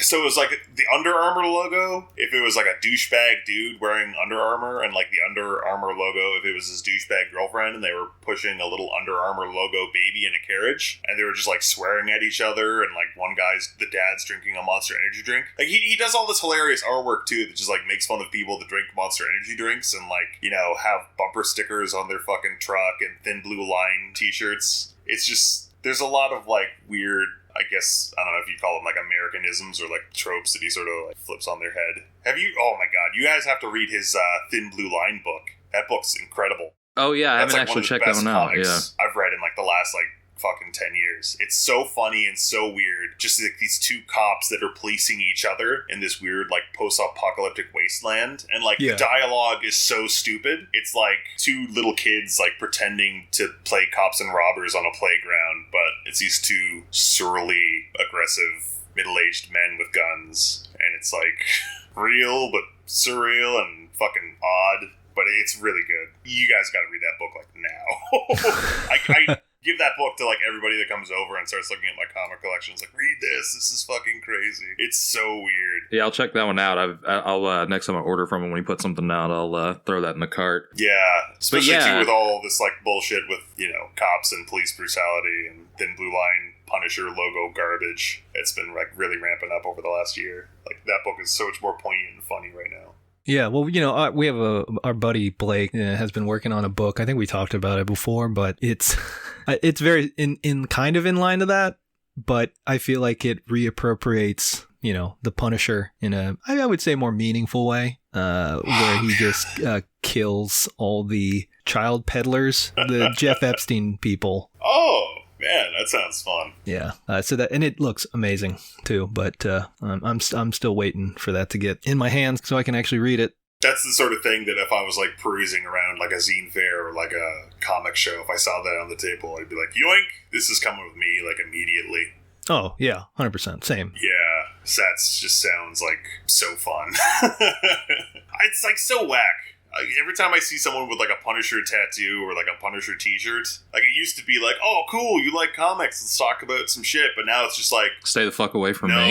Yeah, right. No, you're just, you're like some do not dickhead look that at watched me. like Zero Dark 30, and like you probably drink too much Monster Energy drink, and like maybe you have friends that are cops, or maybe you are a cop, and it's just like so perverse. Like it was already like the thing's like a death's head is what it is. Yeah. Like if you just strip the logo away from what the Punisher is, like it's a shade away from what like Nazis wore on their uniforms, and we put it on a superhero in the 70s. Yeah. Well, and to, you know, the creators of Punisher's credit, he was never intended to be a superhero or an anti-hero or anything like that. He is straight up a criminal who kills people. Yes. Yes. And he admits that. Like, it's not like a new thing. 100% he does. And, like, he, I think in more than one occasion in the comics is, like, you know, denounced the type of people that wear the Punisher emblem as, you know, a symbol of... Because, like, what are cops wearing it as? Is it, like, a symbol of, like, defiance or, like, a symbol of, like, unity, the brothers in blue type thing? Like, it's so whack either way because... I mean, I don't think they think about it much beyond Punisher badass. Yeah, I think it probably really is just that. I think you're right. Like, they could imbue it with as much phony meaning as what they want to, but right. Yeah, it's probably the same as... I don't see them intellectualizing that too much, to be honest. No, which is like, you probably should think about that before you put that on your uniform. Because it's like one thing to have it on your truck or on a t-shirt, but that's a fucking policeman's uniform. Like, that's insane. And like, cops have put it on their cars. Like, yeah. And U.S. military, like, you know, yeah, they'll have it on. They borrowed on it there. from the military. Like, that was all that fucking American sniper dude. I can't remember what his name is, but who cares? He's dead. Okay, cool. Fuck him. Who cares? He's dead, and he posthumously lost a legal battle against Jesse Ventura. Is that legit? That happened? Yeah. Oh, man. Yeah, because in his book, he claims that Jesse Ventura was at a bar that he was at, and I guess he was tired of Jesse Ventura, like, disrespecting the troops, even though Jesse was a veteran, and he... Yeah, dude, you ever watch Predator? Like, walk the fuck off. Yeah, right. Based on true events, right. Yeah, it is. And in the book, he claims that he knocked out Jesse Ventura for, like, talking down to the troops or whatever, but that he made it up. Like, the whole thing happened in his mind. And so Jesse Ventura, of course, sued the fuck out of him. That's and, defamation, brother. Oh, yeah, 100%. And then he died getting shot by, I believe, another veteran. And then, and then his wife, I think, was responsible for his wealth that he had amassed from his shitty book full of lies, and so I believe Jesse won that battle and got a nice paycheck for it. So it's just like you remember that whole scandal with that Million Little Pieces book with the Oprah Book Club, how it all turned out to be bullshit for like drug addicts, but it's like that with people in the military. Yeah, pretty much the same. I mean, it's all pyramid scheme.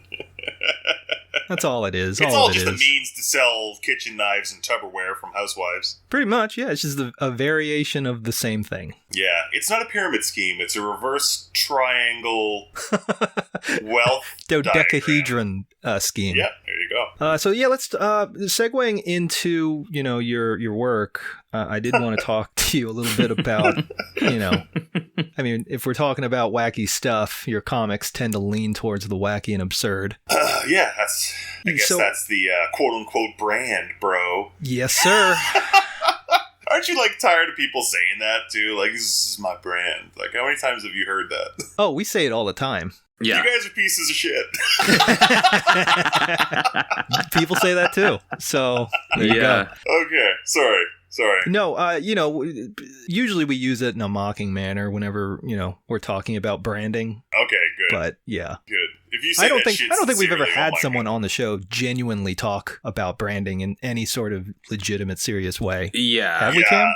No, I hear that and like if sometimes. we are even semi-serious about saying we have a brand, it's just like we'll allude to us just being dickheads, being like, well, I guess that's our brand because, Okay, so I can get on board with that then. If it's a fucking joke, then yeah. But yeah. Every time you use branding terminology, Ed Pisker gains another fan.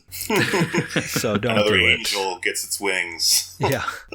But yeah, so I mean, what got you into comics? Like, is it something that you've always been interested in doing, or was it something that you kind of slowly leaned into from something else? How did that pan out for you? Not that great, but not that bad. Like, did you get into it in any specific, I guess what I'm asking is, like, what got you into comics in the first place? Why would any sane human being want to make comics? You know what I'm saying? I first started to want to make comics when I was a little kid, because I could draw, and it was, like, one of the few things I could do, like, quasi-well. It was, like, kind of a confidence booster. And draw, like, Ninja Turtles for, like, friends at school and shit. And hell yeah. Look at other comics and copy comics. So I really like that. But then, like, I've never been a particularly good reader. So, like, when I was a kid, like, I collected a lot of comics and had a lot of comics, but I had a hard time reading them. I'm not sure if it's because, like, I wasn't invested in the dialogue or maybe because I'm, like, quasi-dyslexic. But I've come to realize, like, in recent years that, like, I just, like, strips more than anything else. So, like, and those were the comics that I really absorbed when I was a kid. So, like, as much as anyone wants to make fun of, like, Jim Davis and Garfield, those are, like, the comics that, like, I really actually did sit down and read and absorb and, like, stuck with me. Yeah, same. Aesthetically, like, I did have a lot of Image, like, garbage bargain bin comics that, like, looked awesome and, like, they were cool, but they're, like, more cool and awesome now in retrospect, because I remember as a kid, like, I'd have copies of, like, Wildcats and Youngblood, and I'd kind of be like, this is okay for, like, the 3-for-1 comics from the grocery store, but, like,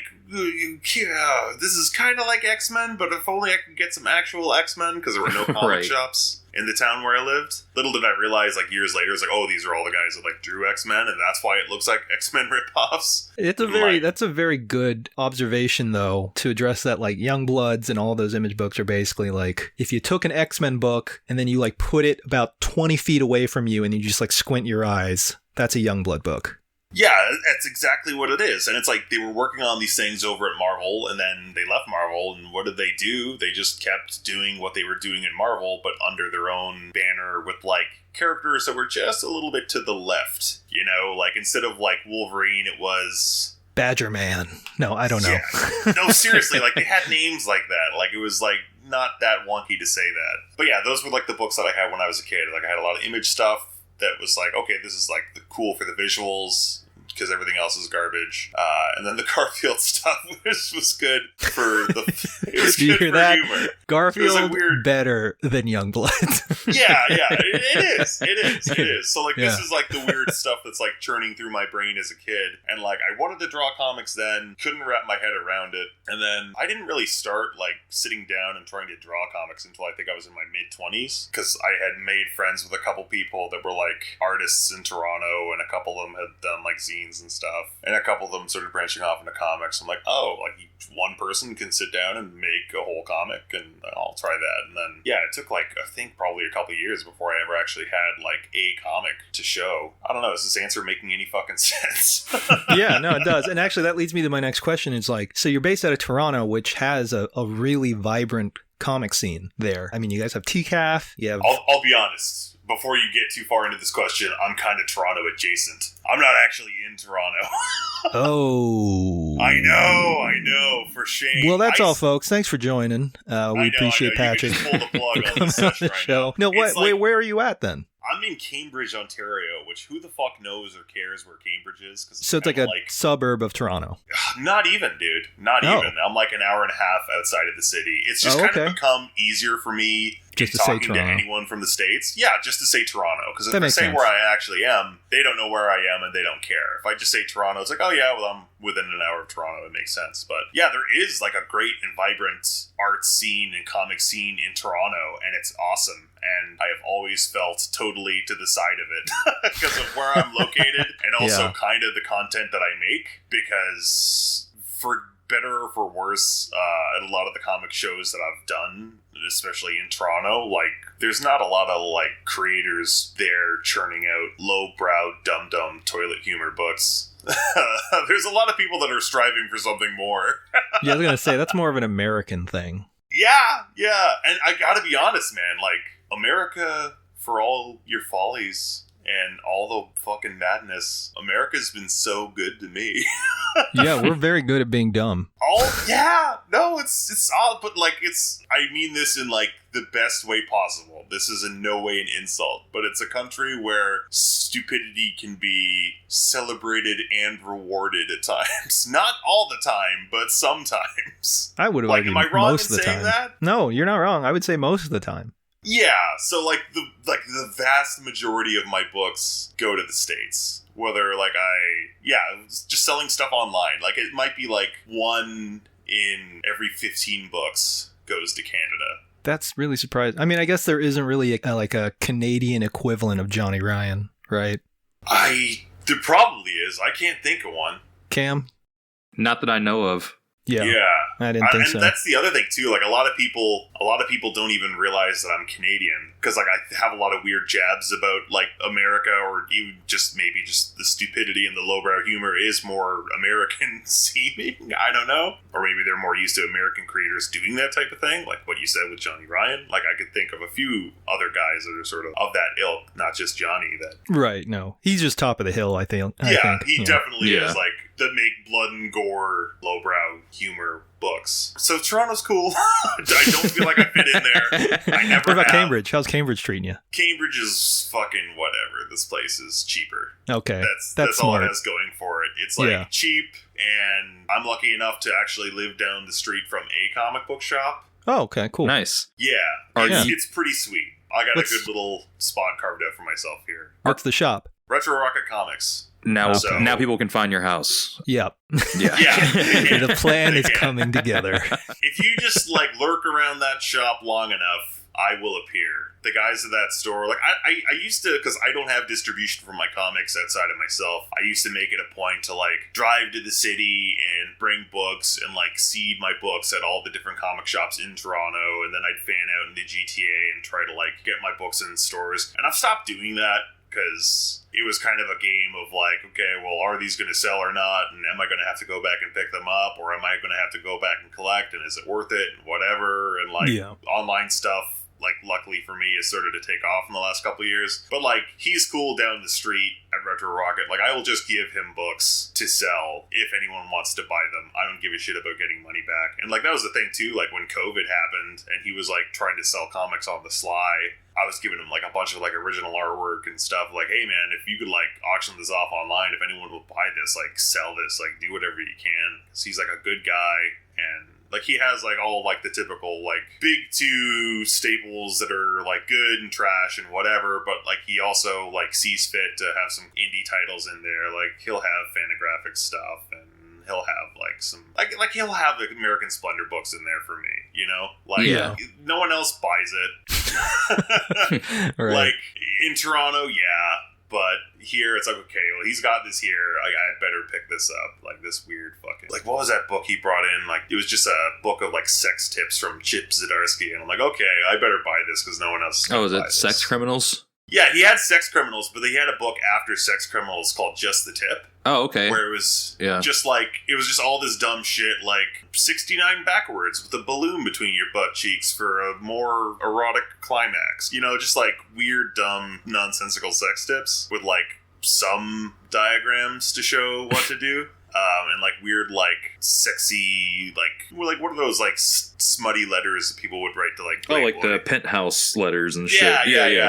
Like they had like faux like mock parody penthouse forum letters. So like he gets shit like that, and I'm like, okay, I better buy this book. Hell yeah, because you have it, and thank you for having it.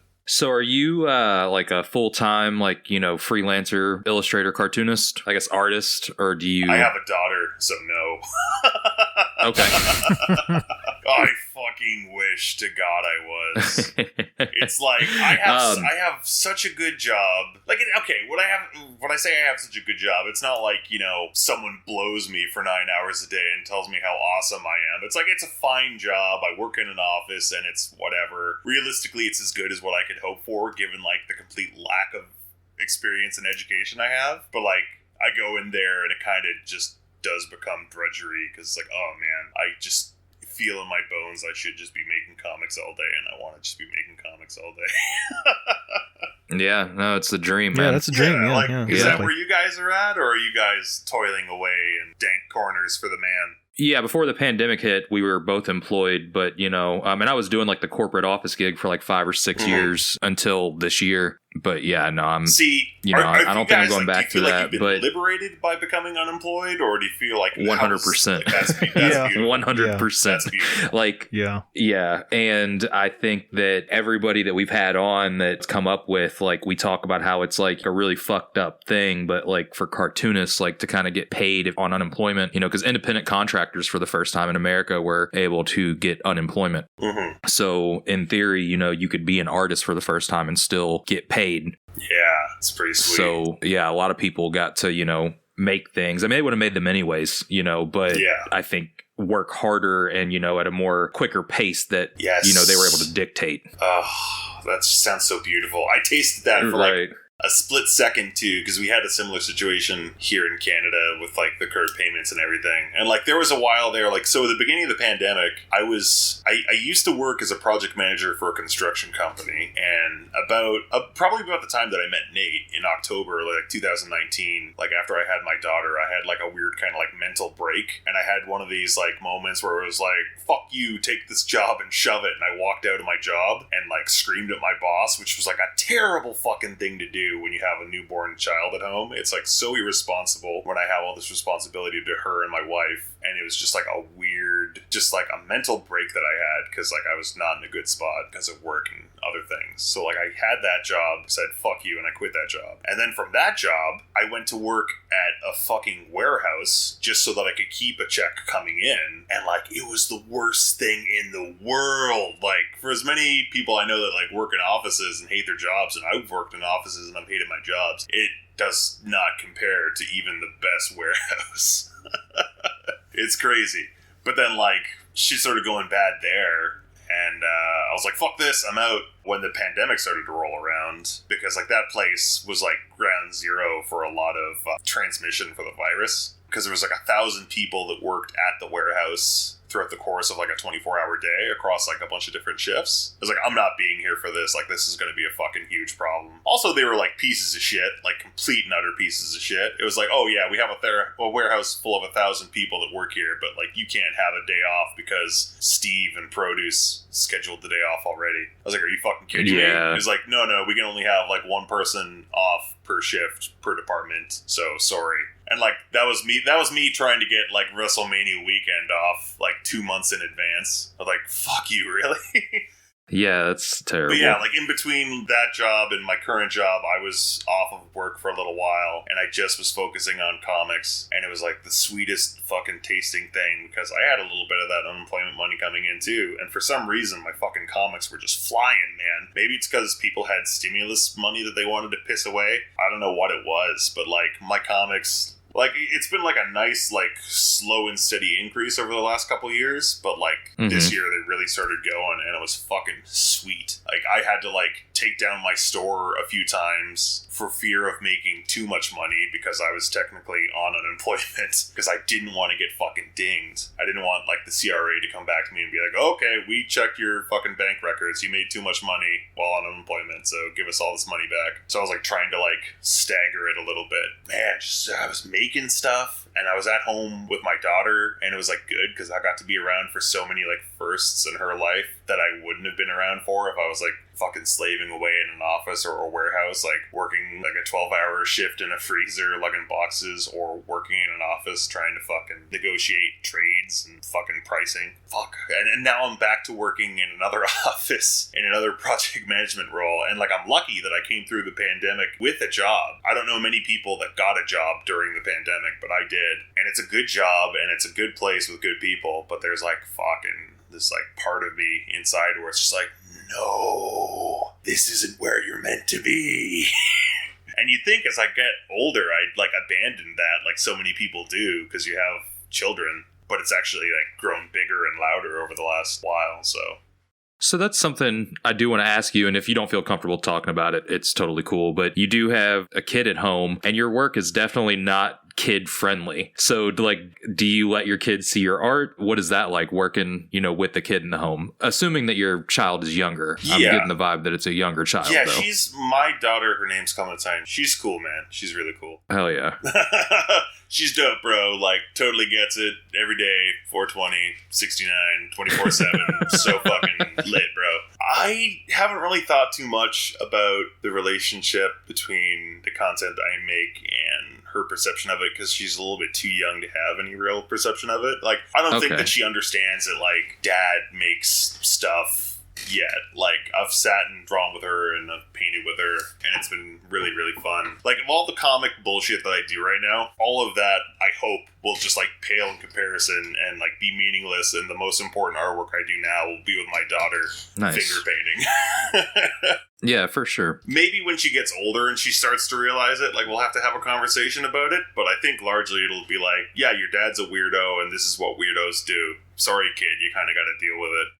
Because, like, my parents, when I was a kid, they weren't artistic people. They didn't have, like, an appreciation for, like, books, movies, comics, or anything, really. But, like, when it came to me having an interest in it, like, they were like, yeah, okay, sure, like, whatever you want to, like, look at whatever you want to look at. Which, like, totally, like, nurtured, I think, a lot of my creativity. Like, I remember when I was a kid, my mom got me, like, an art book from the thrift store, and she's like, hey, I found this thing, here you go, you like art. And there were, like, all these weird images in it of, like, old Japanese erotica and, like, French sex cartoons. And it was just like, what the fuck is this? And like clearly she just like bought it and didn't look at it and handed it to me. But it was stuff like that where it's like, whoa, it's so bizarre. And getting to watch like R-rated movies because they were busy and they both had jobs, and I don't know, like I feel like too, like maybe they were negligent, or also maybe they just trusted that I was well adjusted enough or smart enough to be able to like navigate that stuff young. Like I feel like a lot of parents and adults talk down to kids and like talk to them as if they're stupider than they are when they're not. You should like really give kids more credit and trust that they can handle more than what you think that they can handle. We'll see how that pans out for me moving forward, but that's kind of my thought process right now.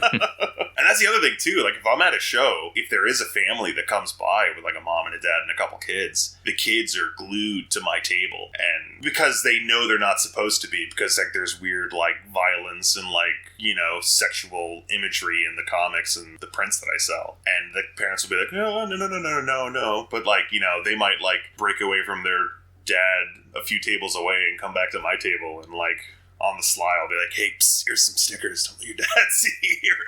You know, it's like kids like that. It's like, this kid's cool, like this, like trust that he can handle it, trust that they, you know, I don't know, Yeah, I'm not a parent by any means, but I keep my niece like pretty often now. Nice. And she's 6, and I babysit her probably like 8 to 10 days out of the month. And like I'll show her like, you know, movies and stuff, and I'll be like, hey, this is like, you know, fake. Like, and I try to talk to her because she's pretty like perceptive to stuff like that. So I mean, like I said, I'm not a parent, but I do agree that kids are smarter than we give them credit for. I mean, I felt like I was always like, I mean, every kid I would imagine feels this way, but I mean, like, you know that you are somewhat more intelligent than your parent. I felt that I was more intelligent than I was given credit for as a child. Like, I don't know, like I just felt more, so I definitely remember feeling that, but also not really being able to articulate that very well. Yeah, no, totally. Yeah, that's all in hindsight. Yeah. Which is kind of ironic now that I think of it. Yeah. But, yeah, kids, man. Kids are cool for the most part. There's some kids that are douchebags the way that adults are douchebags.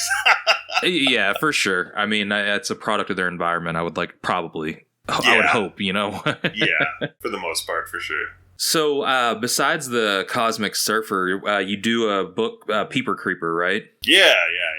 Book 4. Yeah, I just got the proof for it. Oh, hell yeah. So, woo! So, when you're working, like, I mean, I know you're working a job. Do you make sure to draw, like, every day? Yeah, I try to. Do you have, like, a schedule, or... I don't really have that much of a schedule. Like, I'll try to, like, back in the day, like, before our daughter came along, and even when I was working, like, I could sit down at my desk for the whole day on a weekend, and I could draw. Like, give or take, it'll probably take me, like, maybe somewhere between 4 to, like, 8 hours to, like, pencil, ink, edit, do text, and color a comic strip or a page. So, like, it used to be, like, yeah, I could sit down in a day and do that, but now that I have, like, my daughter, now that I have my job, like, I'll work little bits here and there on my lunch break. I'll work while she naps on the weekend. If it's like an evening where I've had another cup of coffee, maybe I'll work in the evening too. But it's just like little bits here and there. So just to try to keep some work happening. Because like I'll feel like I'm like a piece of shit if I don't draw anything for like a day or two.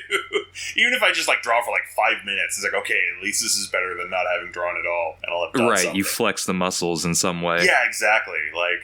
And, like, that's the thing, too. Like, I've been drawing on my lunch break for the last 2 days, working on one drawing, and now I'm looking at it, I'm like, this drawing is fucking shit, and I don't want to finish it, but, like, man, I spent the last 2 lunch breaks here at work working on it. I don't want to not finish it, because that'll have been a waste of my time, but it's not really a waste of my time, but a shitty part of me feels like it is, if it's not something that's, like, good or that I see the value in, like, in that particular image. So, yeah, I just work when I can. Does anybody in your coworkers come up and be like, hey, what are you working on? No one sees. No one gives a shit.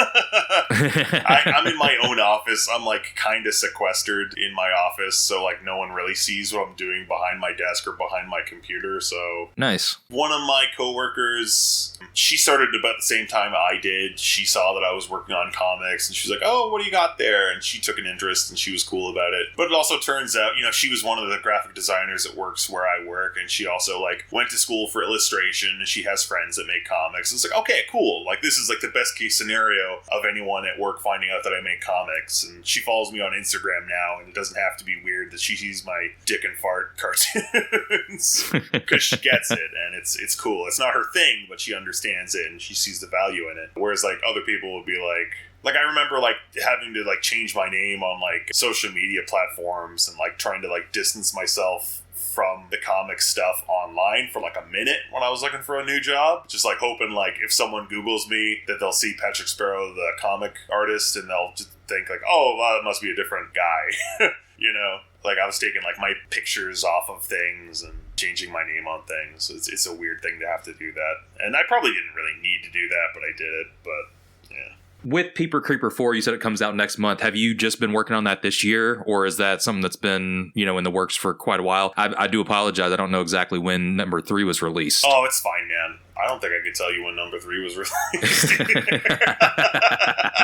Okay, number 3 was released at the beginning of the pandemic. So. Oh, okay. It was actually this year, yeah. Yeah, it was. So, like, I'll have issues 3 and 4 out in the same year, which was just fucking awesome because, like, I was able to get my comic into the printer before the shutdown here, where everything fucking ceased. Last 2 years in a row, I got into TCAF, which is, like, crazy for me because I've been trying to get into TCAF for, like, the last, like, 10 years. And, like, last year I was accepted and I couldn't go because, like, it happened to be the same weekend where our daughter was being born. I was like, hey, can't do it. I'm sorry. Like, finally, after, like, all these years of rejection, I finally got in. And, like, it's, like, stringent applying for TCAF and, like, trying to get in. Like, they have a seminar that they suggest that you go to before you apply to talk about the rules and parameters. Yeah, and I fucking went, and I got in after having gone to the fucking seminar.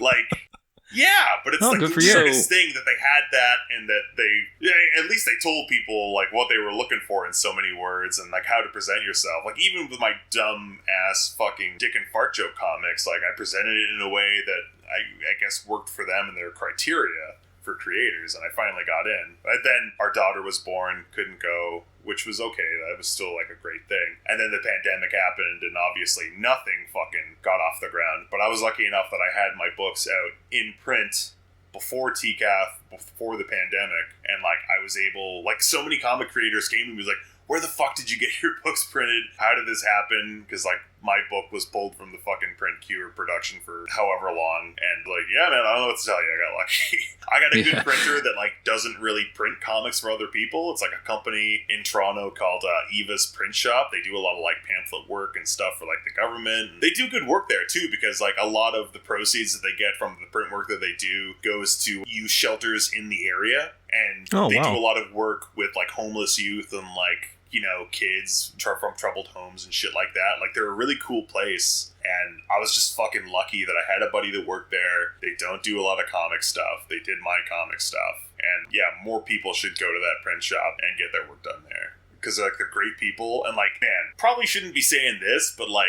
they are so slow to invoice. It's awesome. Yeah, take your time. Yeah. Like, they really need, like, it gets to the point where I'm like, hey, man, do you guys want some money for these books? Because, like I'm saying, like, they're in the business of, like, printing pamphlets for, like, fucking the government or whatever it is that makes up the bulk of their work. They don't give a shit about my, like, run of 100, 200 books. But yeah, every once in a while I was like, hey, you want some dough? That's the most Canadian thing I've ever heard. They're so great. Like, even just, like, that aside, like, that shouldn't be the selling point to use Eva's Print Shop. That place is awesome for, like, a plethora of other reasons. And, like, they're just good people that work there. With you being in Canada, you know, as opposed to, like, America, Canada actually has, like, art grants, and, you know, they actually, you know, reinvest, you know, I don't know if it's like the government reinvests money into the arts. Have you ever gotten any kind of, like, grants or even tried to mess with any of that? I have tried to mess with some of that, yeah. I've had friends that have been lucky enough to, like, dip their toe into that stuff and get a grant or a bursary when they were in school. I never have because I make what I make. So I feel like that, like, it's one thing, like, if you're making, like, art that's reflective of, like, the Inuit culture, because that's where you come from, and, like, there's this sort of, like, you know, visual storytelling art form that's dying out, and you're trying to keep alive through, like, the generations. Like, okay, yeah, we'll throw all the fucking money at that, as they should. But then I come along with my dick and fart comics. Like, I'm trying to enrich Canadian culture. Yeah. Basically, when I've applied for those, and I applied for one recently, too. It was, like, a micro grant through the city of Kitchener. It's just like, okay, guess what? You might not like them, they might not be for you, but they make some people somewhere laugh, and that's a value. Whether it's a value to you or not, it's a value to someone. So maybe toss a dime my way because you got a couple. If not, fine.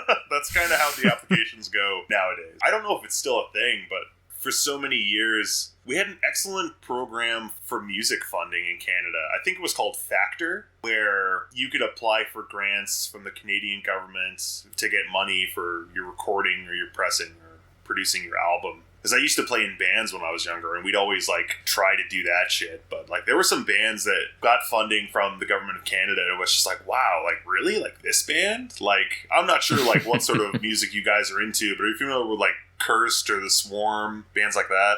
Yeah, Cursed was sick. They were like, weren't they like a really heavy band? So and fucking heavy. So many bands that have I'm come not familiar. after Cursed. Were their records like 1, 2? They were like numbers? Yes. Okay, Yes, yeah. We're talking about, were, that, JB, you might like that band. They're fucking sick. All right, I'll check them out. Yeah. The only Canadian bands I know that are heavy are like all the black war metal stuff. I'm from Louisville, and they would play here all the time with Breathe the Resist, so... Yes, Breathe the Resist. Yes. Yeah. Okay. You're from fucking Louisville, so you know Breathe the Resist and Coliseum and Young Widows and Black Cross and all those guys. Yeah, and they would tour endlessly with... So it was Cursed, and then it went to become Burning Love. The singer's been in a bunch of, like, staple Toronto metal and hardcore bands. They got funding from Factor in Canada to do a couple of their albums, so... Which is, like, awesome. It's like, pretty sick, yeah. Satanic fucking pagan imagery and just, like, the heaviest crushing music. They got funding through the government of Canada. There's some other weird bands that got funding, too. Like, metal bands, weird bands. But it's like, that's fucking awesome. So, yeah, we do have programs like that.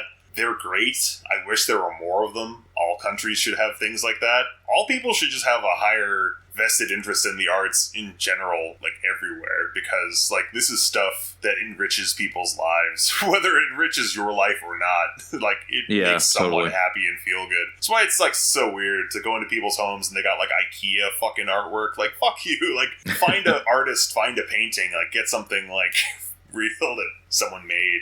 I don't know. Well, yeah, the U.S. has a mantra. If it doesn't, like, assist in, global dominance in any way, there's really no point in putting money into it, so... But that's the other thing, too, like, you could say that about America, and it's totally true, but also when you look at, like, American pop culture through the years, how many countries look to you as, like, a leader in, like, music, in, like, filmmaking, in the arts, whether or not there's any fiscal reward for it, like...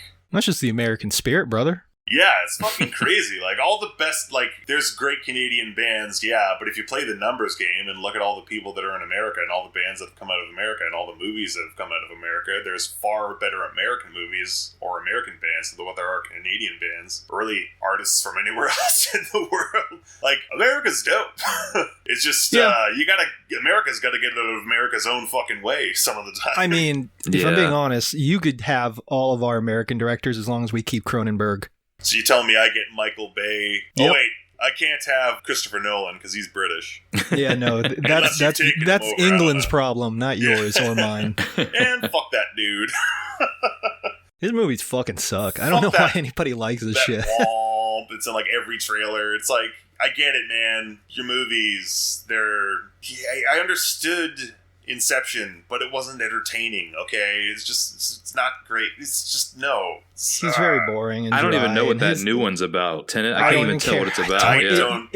I can pretty much guess what it is. It's a high concept made boring. That's what it is. Yeah, they just wrote it to death. You know what I mean? Yeah. Like, it basically looks to me like he got his hands on like a script for like Time Cop and just Nolan'd it up. Right. You know what I mean? Yeah. And just made it completely not entertaining. Like I tried watching Interstellar because obviously there's no new movies coming out, and I was that bored during the pandemic, and I'm like, man, this is just like Contact, but not entertaining. I just fucking I'm out of this. Like, yeah, I get the space and the science of it, and it's I'm sure it's well researched and well written, but it's also just dry and not entertaining, man. There's good movies, and then there's entertaining movies, and then there's good entertaining movies. It's kind of like a weird Venn diagram. And his movies are none of those things. I don't really feel like, they are to someone, but not me.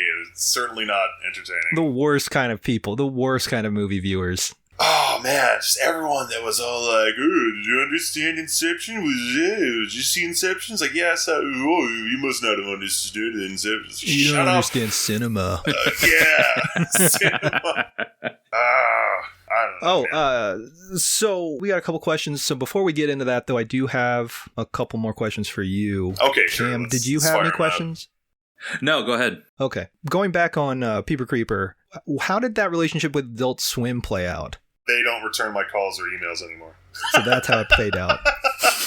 That's awesome. I didn't know. I mean, for anyone that's listening that maybe doesn't know what happened, could you kind of lay out how that played out? Yeah, okay. So, yeah, there's like some weird things that came of that, and like, it's just weird how that all did happen. So Adult Swim, there's like Adult Swim, the television production side of the company, and there's the Adult Swim, the internet side of the company. And I was lucky enough to be able to do some comics for AdultSwim.com, the internet side of things. Like James Quigley's done comics for them, Johnny Ryan's done comics for them, like a bunch of like awesome underground cartoonists, like big and small, have done comics for them. Well, he had an office at Cartoon Network. What was that? Johnny Ryan had an office at Cartoon Network for a while when he was working on fuck Man, that Goat, guy. Pig, whatever. God damn it. All right. Yeah, look, if he can do it, you can do it, is all I'm saying. Anyway, continue. Sorry. I think he got into Cartoon Network, and they might just be like, okay, we had one guy like this, and then never again. I don't know that that's necessarily true. If he could do it, that I could do it, but I could still keep trying to do it. But yeah, exactly. I was lucky enough that, my first brush with Adult Swim was a few years ago. They had this thing where they would put like a piece of artwork on their page, like maybe it was just like a drawing of a hand or like half a face, and they would ask people to finish it. And I did one of those where like I did this weird cacophony of like dick snakes and like psychedelic monster creatures that were all just like eating one another based off of one of their images that they had posted, where it was just like, finish this picture. And I just put it on the comment section on the post on the social media. And from then, I was really lucky because a bunch of fucking people that didn't know who I was started a hashtag, give Patrick a job. And they were like fucking harassing Adult Swim to give me a job based off of this piece of artwork that I had posted. And Adult Swim couldn't acknowledge the artwork or repost the artwork because it was full of fucking dicks. Like, for as crude and weird as Adult Swim are, they have to cross the line somewhere. But like, through that, like, I got a bunch of positive reinforcement from Adult Swim fans, which was cool. And I got to talk to someone at Adult Swim and be like, hey, you saw the artwork, how about it? Not really sure how to fucking pivot from a bunch of drawings of dicks in the comment section of their posts to, hey, give me a fucking job running a cartoon show. So they were like, yeah, we got nothing to do with that, but thanks for the drawing. And they sent me a bunch of free shit, which was nice. And it was funny too, because like that drawing thing, like it was for a contest. And like, I didn't actually win the contest. They just sent me a bunch of shit and they were nice to me anyways. And that was cool. And then I think maybe like a year and a half later, that's when I like realized that they had the Adult Swim comics side of things happening with their AdultSwim.com. And it's funny because like what I just said about Adult Swim, that whole occurrence where like people were putting my name in a hashtag trying to get me a job at Adult Swim, that had nothing to do with me actually getting the job at Adult Swim to do the comics. It was a completely different set of people that were, looking for the talent to do the Adult Swim comics. They didn't know who I was. They didn't see any of that shit. It just happened that, like, I saw them online and I fucking sent someone an Instagram message and someone actually saw it and responded and they were like, yeah, okay, sure. And it just, like, totally goes to show you that, like, sometimes if you want to do something but you don't ask for it, it won't happen. Yeah. If I didn't ask for that Adult Swim work, it simply just wouldn't have happened. And, like, it's funny, too, because, like, after that Adult Swim thing happened, where I did the comics for them, I got, like, a little bit ballsy, and I went to Mad Magazine, and I was like, hey, you should probably let me write some comics and draw some comics for you, because you have all these awesome, like, underground cartoonists and artists doing artwork for you now. Like, have you guys, like, read any of the newer issues of Mad Magazine? No. I subscribed after they stopped it, because now it just seems like it's reprints of like, you know, Al Jaffe and yes, and which I'm interested in, but I didn't see like the last run of it. No. Okay, so this is where like I got lucky / where I kind of got fucked. I approached Mad Magazine through their social media, which is so fucking stupid, but someone actually saw it and someone actually got back to me, and I started talking to their editors. And at the time, they had some really cool artists that were doing their new content. So not the Al Jaffe reprints, not the old stuff that they've been reissuing. They were doing like new parodies, new artists. Like they had like Luke McGarry was doing a bunch of stuff, and Burrito Breath was doing a bunch of stuff, and a bunch of other fucking weird artists that were doing cool things. And I thought like, oh, this is fucking great. Like Mad Magazine are back after being dead, and they're like giving life to this weird fucking lowbrow humor fucking scene that they like are in part responsible for by like nurturing these new artists or newer artists. They were like popular artists in their own right, but still like if you're in fucking Mad Magazine, that's like another level. And I started talking to them and I started pitching them for cartoons and comics. And it was going really well. But then everyone that I talked to in the office got walked out and fired. Because I'm not sure if this is around the time that they were... This must have been surely after the time where they were like acquired by like... There was a merger with like Time Warner and another fucking company. And like DC Comics owns Mad Magazine, which is all owned by Time Warner. So like they had new people running the publishing side of things that, you know, weren't keen on fucking paying artists to keep putting out fucking new issues of Mad. So yeah, overnight that just totally went poof and went away.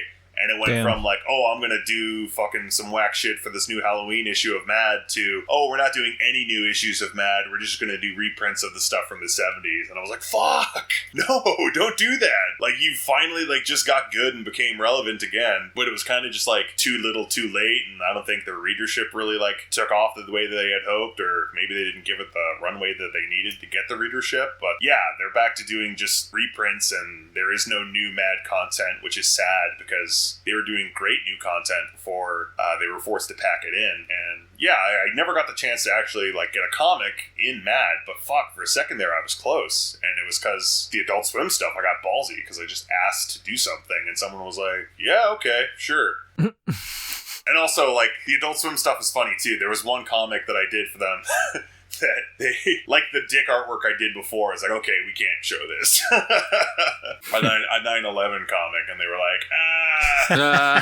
maybe we could not do this one. We'll still pay you for it. And I'm like, God bless you. But they were like really cool. Like it's just, it's awesome when you find someone that's like, oh, you're gonna just pay me to do the thing I was gonna do anyway? Cool. Yeah, and they, you know, there's a lot of people that do artwork that would just do that shit for free because they were already doing it, which like I understand that, but also if you're trying to be good at doing something, then fucking don't do it for free.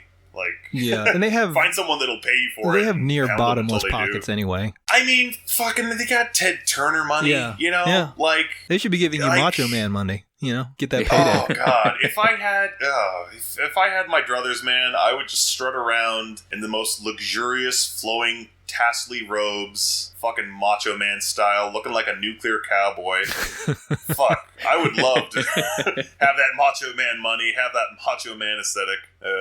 Fuck yeah.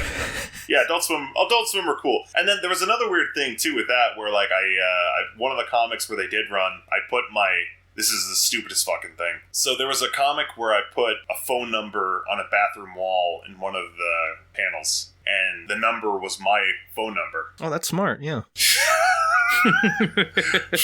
Yeah, that's how I would have done it, yeah. Fuck you. But like, okay, so like at first they ran it on like the Adult Swim like website and then the adultswim.com like social media. So like, okay, whatever. That's like a couple 100,000 people that follow that might have seen it. So like I got a bunch of weird random phone calls. Anything like jarring or no? Pretty harmless stuff. I got people like sending me like weird pictures of like their dicks and like amputee porn.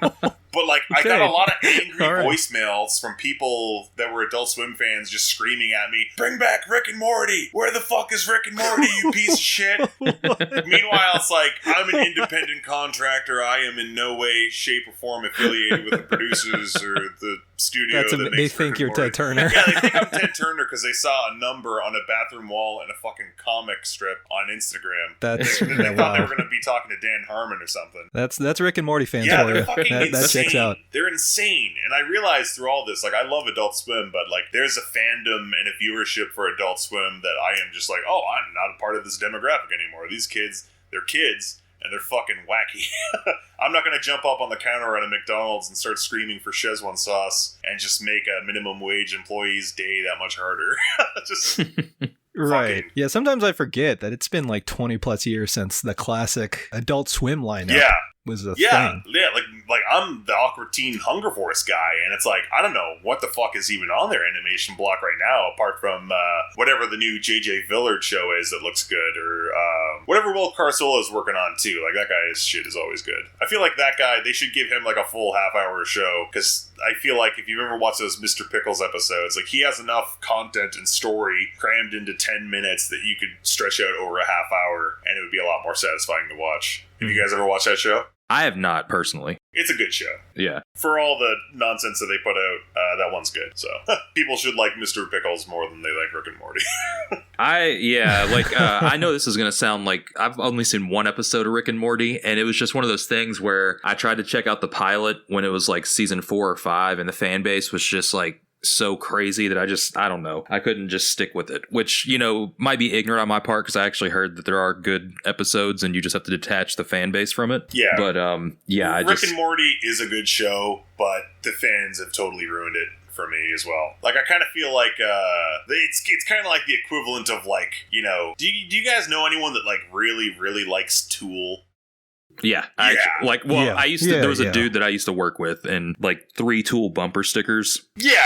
It's like, they talk about it like it's some sort of like elevated form of art. Like, it's not just like metal, it's not just music, it's Tool. You wouldn't understand it. And then I feel like Rick and Morty fans, they're kind of like the Tool fans of like cartoons, where it's like, it's so dumb, it's genius, you wouldn't understand it though. Yeah, it's like you're giving it too much credit and giving other viewers not enough. Like, you need to calm down a little bit. It's a good show, but it's like, mop up all the cum already. Like, yeah. I mean, the last Adult Swim show I was really dedicated to watching was Venture Brothers, and I think they just canceled that. Yeah, that was a good one. Venture Brothers will never die. That show's coming back on another streaming platform. I fucking hope, man. That show, that's a good show. And it's so funny, too, because, like, it's a Johnny Quest parody that's gone longer in its series run than what Johnny Quest ever had. Right. Right. Yeah. And it's like, you think about, like, the new people that are watching Venture Brothers, like, they don't even fucking know what this is a parody of or what Johnny Quest is. Yeah. So it's kind of surreal. Yeah, it's like transcended what it was originally, you know, setting out to do. Yeah, I think that show's always done that too. I always felt that the idea of it being a Johnny Venture parody was like so surface level, and you could tell it was just something to use as a pitch to get people to say yes to it and to continue keeping it on air. But beyond that, like, there's way more. I mean, I don't know. I always felt that calling it a Johnny Quest parody was like just for suits, and then anybody that actually watches the show knows it's more than that. Mm-hmm. It is definitely more than that. Yeah, it definitely deserves deserves more credit than that. Yeah, for sure. And also too, just the score. Fucking no cartoon like sounds as good as Venture Brothers. Like, the weird score from J.G. Thirlwell, it's so excellent. Like, even if you don't like that show, you can listen to the music and be like, fuck, this is like a good cinematic and like crazy score for this cartoon. And yeah, it does look great too. It was like the only show running on Adult Swim that was actually hand animated, I feel like, which is why it took forever for every season to come out, but that's fine. I'm willing to wait an extra year if it meant a good show. Yeah, it was totally well worth it. Whereas, like, you got fucking fans that gotta wait another month for a new Rick and Morty, and they're fucking calling me freaking out. Yeah, right, yeah. It's kind of, you know what else I did too? Because, like, I had all these people that were calling me. What I started doing is I started sending people, like, messages as the Peeper Creeper, and I would just select people. I wouldn't do it for everybody because I got, like, thousands of phone calls and text messages. But I would send a message back. It was just, like, a picture of the Peeper Creeper giving thumbs up, and then some people might be like, holy shit, there's someone actually responding to me. And through that, I got several people's home addresses. Because I would say, hey, buddy, it's the Peeper Creeper. You want to join the Peeper Creeper fan club and peep and creep with me and blah, blah, blah, blah, blah? And so many people, like more than what I would have thought, I don't know, I guess people are fucking dumb or reckless or whatever, but a bunch of people gave me their home addresses, and I just started sending out free stickers and fan club cards to, like, random kids. That's just like, you should not, I'm going to reward you for your stupidity. It's the American way, but I should totally not be doing this. For all you know, I could be a serial killer coming to your home right now. That was another funny thing. I don't think Adult Swim even knows that I fucking did that or that happened. Oh, they definitely don't. No. It's probably in your best interest that they don't. Yeah. Maybe they found out and that's why they won't return my emails. I don't know what it is. So yeah, people were getting Peeper Creeper texts asking for their social security number. I don't know what that means. I definitely asked a couple people for their socials. I didn't get any socials, but I did get home addresses, which is fucking weird. God. But like, I feel like most people were like, "Fuck it, I live with my dad anyways." Like, right? Yeah. What do I have to lose? He has a gun, so who cares? Yeah. Right. Yeah. So Peeper Creeper is an ongoing story. You said you had book 3 or 4. Yeah.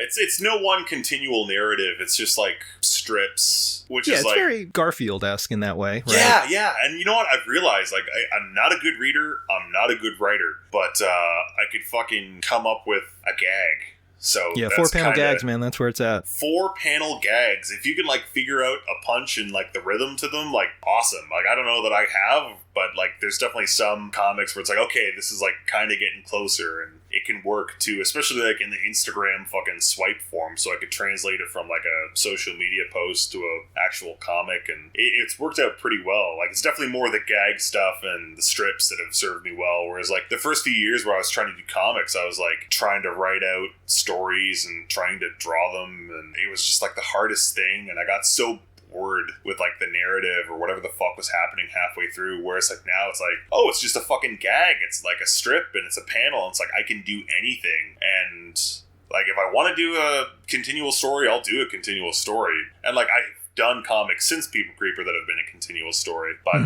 Peeper Creeper stuff has just been like, oh, this is really like an excuse just to do anything, because like whatever he's watching or whatever he's getting into, nothing's really like off limits. There's even been like the last couple books I've like established a thing where there's like multi-dimensional Peeper Creepers. So like, you know, there's like a Peeper Creeper from like this dimension who like, he's the Peeper Creeper that's like hooked on meth, so he's like the Peeper Tweaker. Or there's like the blue evil version of the Peeper Creeper who's called the Stalker Gawker, and it's just like, oh, he's him but he's a dick. And it's just like, you could do whatever, and it's been really weird and funny. There's a strip where like Peeper Creeper comes back in time, is the Terminator, and then I've been trying to think of a weird way to like do this Peeper Creeper comic strip. I want to do like an X-Men parody where like Peeper Creeper comes back from the future, but it's like this weird like Cable X-Force version of Peeper Creeper. Oh yeah, give him a robot arm and all that. Yeah, give him a robot arm and like just a bunch of fucking pouches.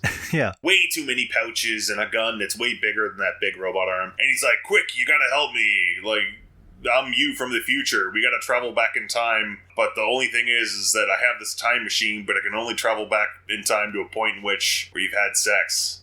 And it's like, I don't understand the physics of that or why that has to be like that. It's like, there's no time to explain. Quick. We have to go back to a point in time where the Virginia Tech shooter had sex so we could stop him from ever doing that mass shooting.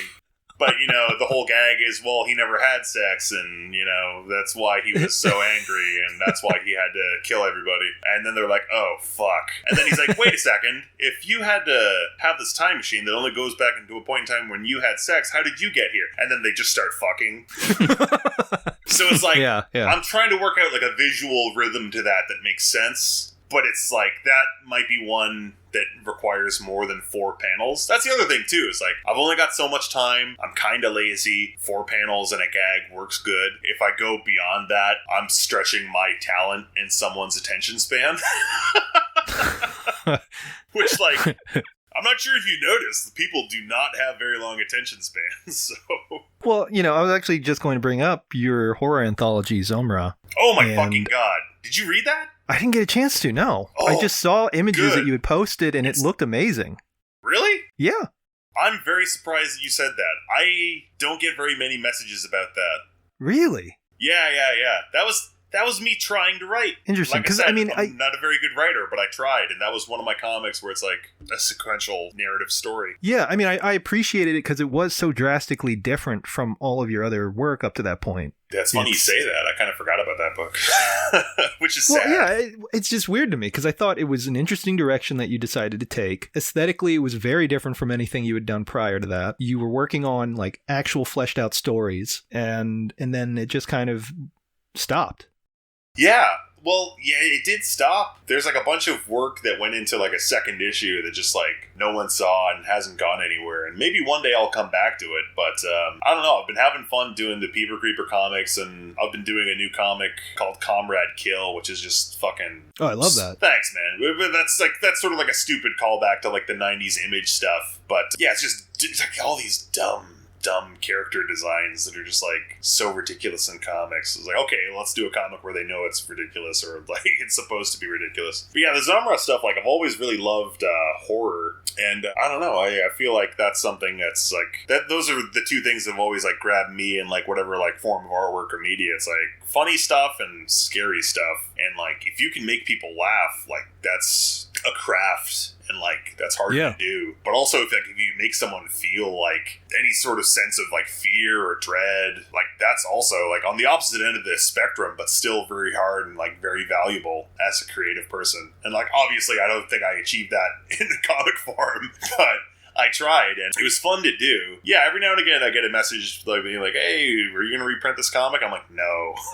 Well, I think you should. Comic. I don't know. Like I said, based on the interiors that I have seen, I thought it looked really good. It just stood out from all of your other stuff because it is like very stark and black and white. And I mean, it's clear that you made it, but it is such a different direction. Thanks, man. Creatively I speaking, appreciate and I really, yeah. I just like seeing stuff like that. You know, just stuff that you don't expect just come out from left field, and it's successful. I feel like if I were to do that book and do a print run of it again, I'd have to like George Lucas it a little bit, because there's panels and pages that don't work and they're fucking really bad. Because that was the other thing, like there's like a flow and a style to doing like a 4-panel gag strip, and there's like a flow and a style to doing like continual narrative, and like I put that book together and I didn't fucking realize like, oh, you probably shouldn't have splash page after splash page until I'm fucking reading it and it's actually laid out. I'm like, oh, this doesn't work. But you know, it was like a learning experience, and it was good to do something new. But that was also at a point in time, like I did a bunch of comics before Peeper Creeper. Like in all honesty, no one's given a shit about any comics I've made pre-Peeper Creeper.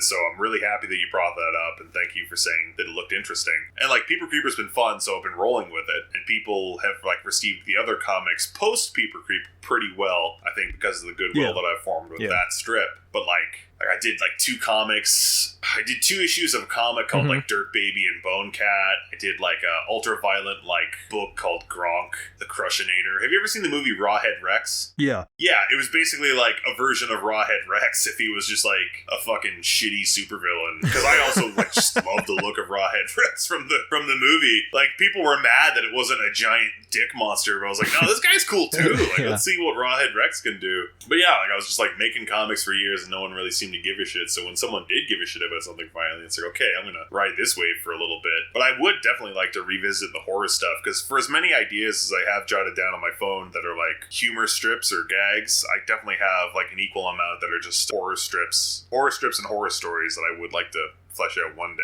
Yeah, and I'd be interested in seeing you actually combine issue 1 with, whatever's still needing to be done for issue 2, and just compiling that into one single book, because that's something I would definitely want to have in my hands. Yeah. Thanks, man. Yeah, there needs to be more horror comics. There needs to be more horror and more humor comics, like in general. Like, superheroes are great, and like I do superhero comics, but they're all like through the guise of like humor comics. Yeah, it's through the lens of parody. Yeah. Yeah.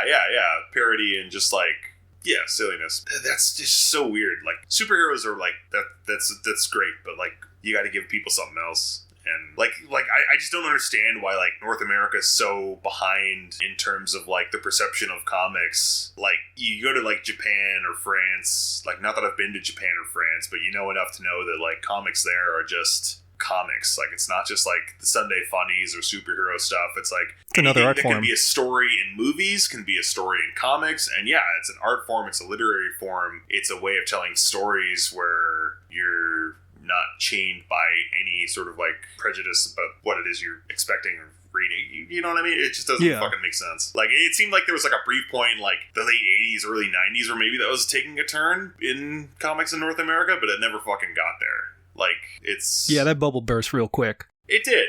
And like I mean, major publishers helped burst that bubble quicker too. So definitely, fuck, it's So weird. Like when people talk about like, you know, contemporary like comics for like adults, like shit that isn't just like superhero stuff. Like, what do you talk about? Fucking like Love and Rockets and like Mouse, and like how old are those fucking books? Yeah. You know? Yeah. It's like, that's what I'm saying. It's like late 80s. And like, granted, there's books that have come since then that are like just as good, but they don't get the recognition and they don't get that sort of like publishing push, you know, where they fucking should.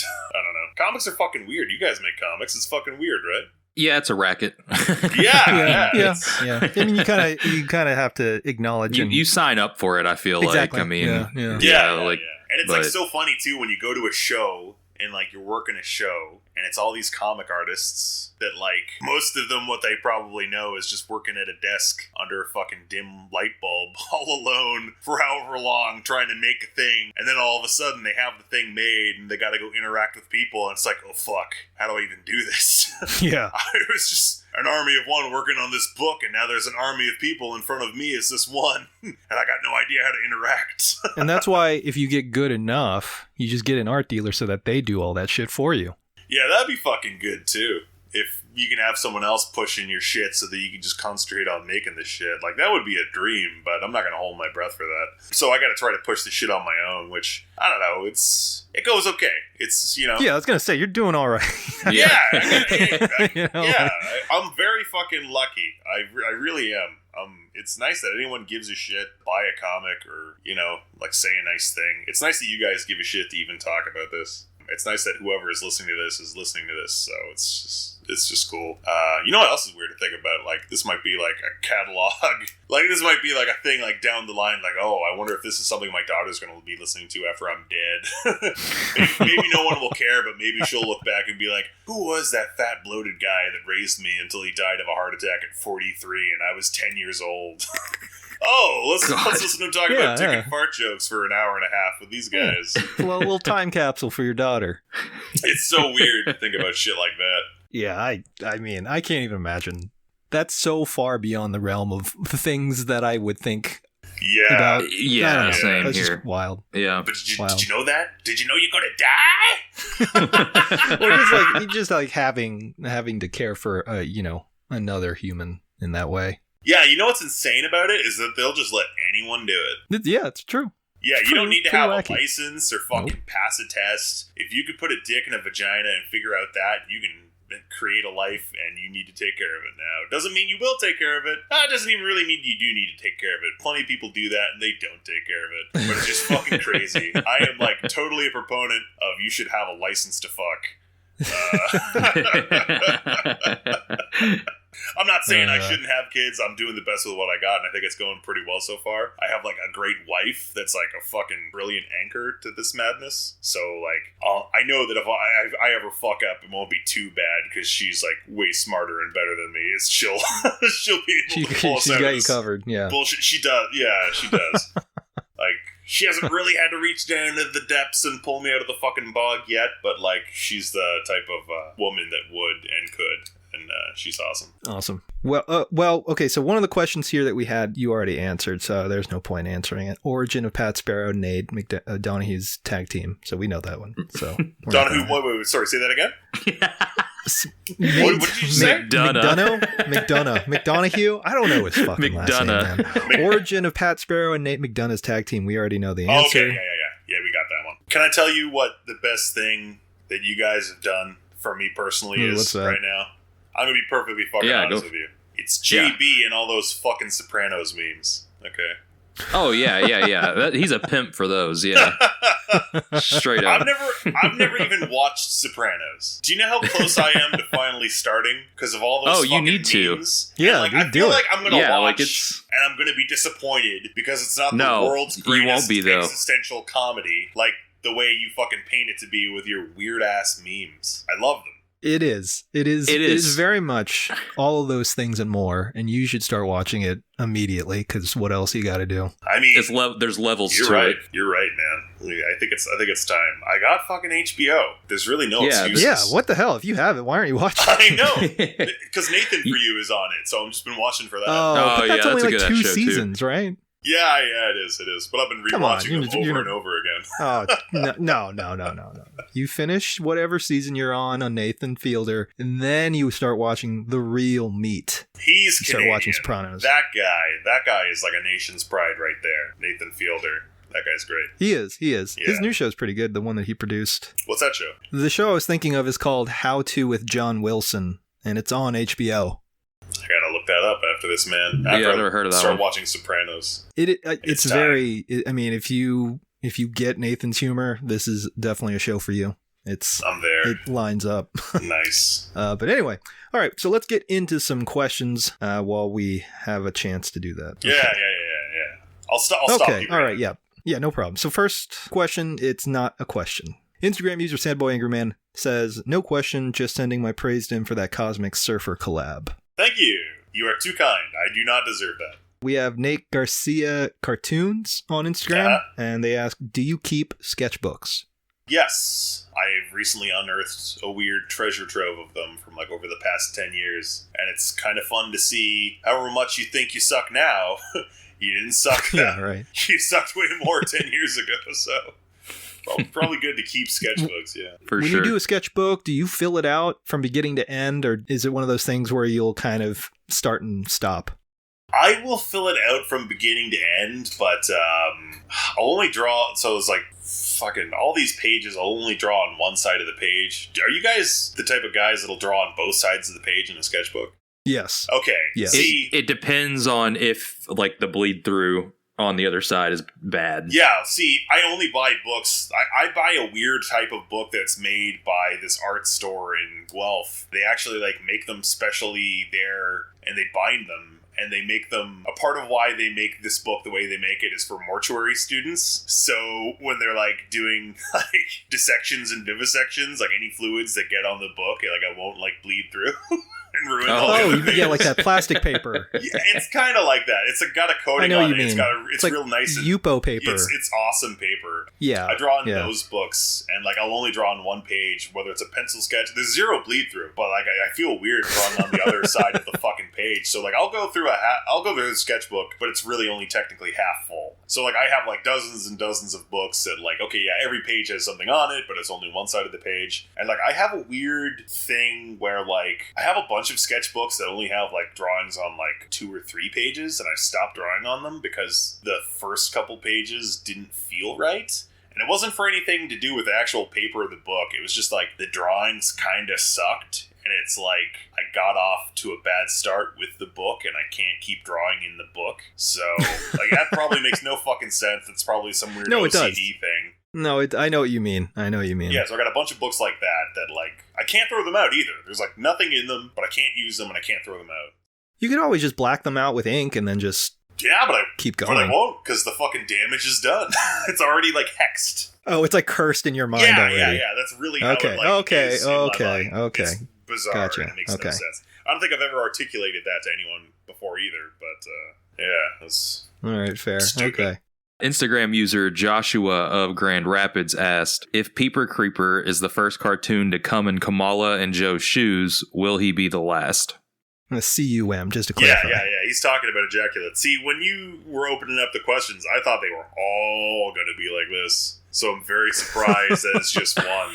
So, yeah, I guess no. Usually ours are dumber than this, so. If there's any cartoon character that's going to jerk off in any person of power's loafers, it's probably not one of my characters. Probably someone under the Disney banner that could get away with it. It feels like a Daffy Duck move. Yeah, maybe Warner has the clout to fucking ejaculate in someone's shoes, president's shoes. It's not the Peeper Creeper.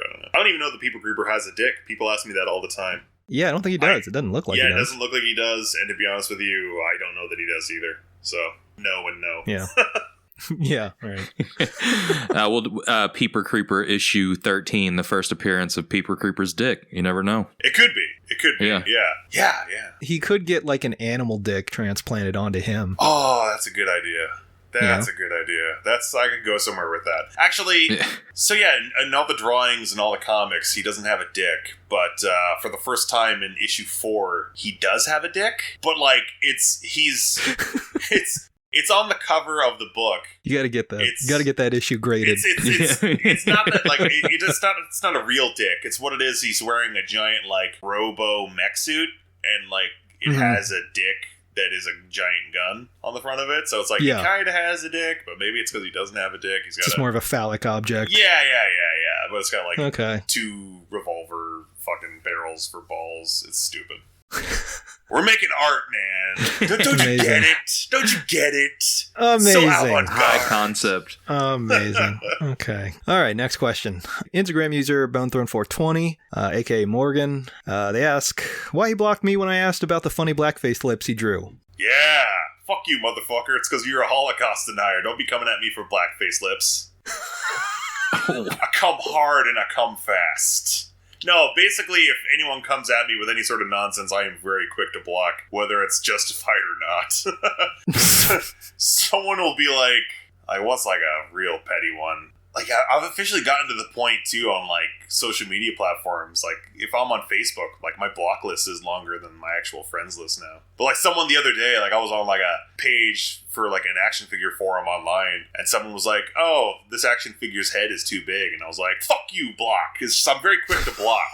Oh, my God. It's just like, get out of here with your negativity, block. I think I took offense to that because they said blackface lips. I'm like, this is just cartoon lips, man. You make fucking blackface lips on a cartoon. And I remember that guy saying that, and I went through my last, like, several posts where I've drawn characters with lips. And I'm like, this is just how I draw lips. These aren't blackface lips. Fuck this guy, block. Well, that actually answers the next question. Walk a Flock of Seagulls, user on Instagram, they ask, why did he instantly block a black cartoonist for questioning the choice of lips on his BLM piece? See, that's the thing, too. I didn't even know that guy was black. I'm not, like, researching people before I block them. It's just like, block. Oh, it's just like you're just blind blocking people. Yeah. That's the thing. If I don't got time for any sort of, like, semblance of negativity, I don't got time to be going down a rabbit hole of someone's fucking profile. I'm just block and move on. So that guy is probably that guy's friend, right? Like, how the fuck would he even know that? Did I block like a prominent You blocked them artist? too, because here's the follow-up question. He blocked me just for liking the comment, and joke's on me because I had just bought merch from him. If that guy wants a refund, I will totally give him a refund. You come at me, bro, and I will. I think it was a girl, actually. He blocked a girl. I don't even know. I think I blocked... Yeah, it was a crippled Jewish girl who was blind in one eye. I blocked her. And I'm a bad person. How did you know that you blocked? Like, what's the story behind that? No, I'm just kidding. I don't actually okay. I don't actually know that. If I didn't know the last guy was black, I'm not going to know that this fucking person's a crippled Jewish girl who's blind in one eye. Fuck all y'all motherfuckers. I don't know. This is good content? This is good content. Yeah, good content. You should have opened with that shit, man. You should have opened with, you're racist. Why are you racist? Nah, man, I'm done with it. You guys are done with it. Let's be done with it. I wasted enough of your time. No, we love this shit. So, let's... And the listeners' time. We're good. Let's take it home. So, Patrick, where can people find you on social media, websites, etc.? Yeah, just at Patrick C. Sparrow. If you got time to waste, I got dumb cartoons to show you. Hell yeah. So, Peeper Creeper. Don't forget your website, asshole. Oh, man, that went .com, PatrickSparrow.com. I don't know that anyone goes there. I haven't updated in a long time, but yeah. And the new issue of Peeper Creeper, you're working on it right now. You said it should be out this month. Was that right, or was it next month? Yeah, no, it should be out late this month. So it's not going to ship before Christmas, but Peeper Creeper 4 will be out this month. PatrickSparrow.com for links to the shop if anyone wants to buy comics. And Comrade Kill will actually be out, fingers crossed, first month of, January, if it works out well. So. Hell yeah. So a lot of new content coming from you. Yeah, I've never done consecutive book releases, like, month after month before. This is, like, just weird that it worked out that way. So, yeah, hopefully more comics to come.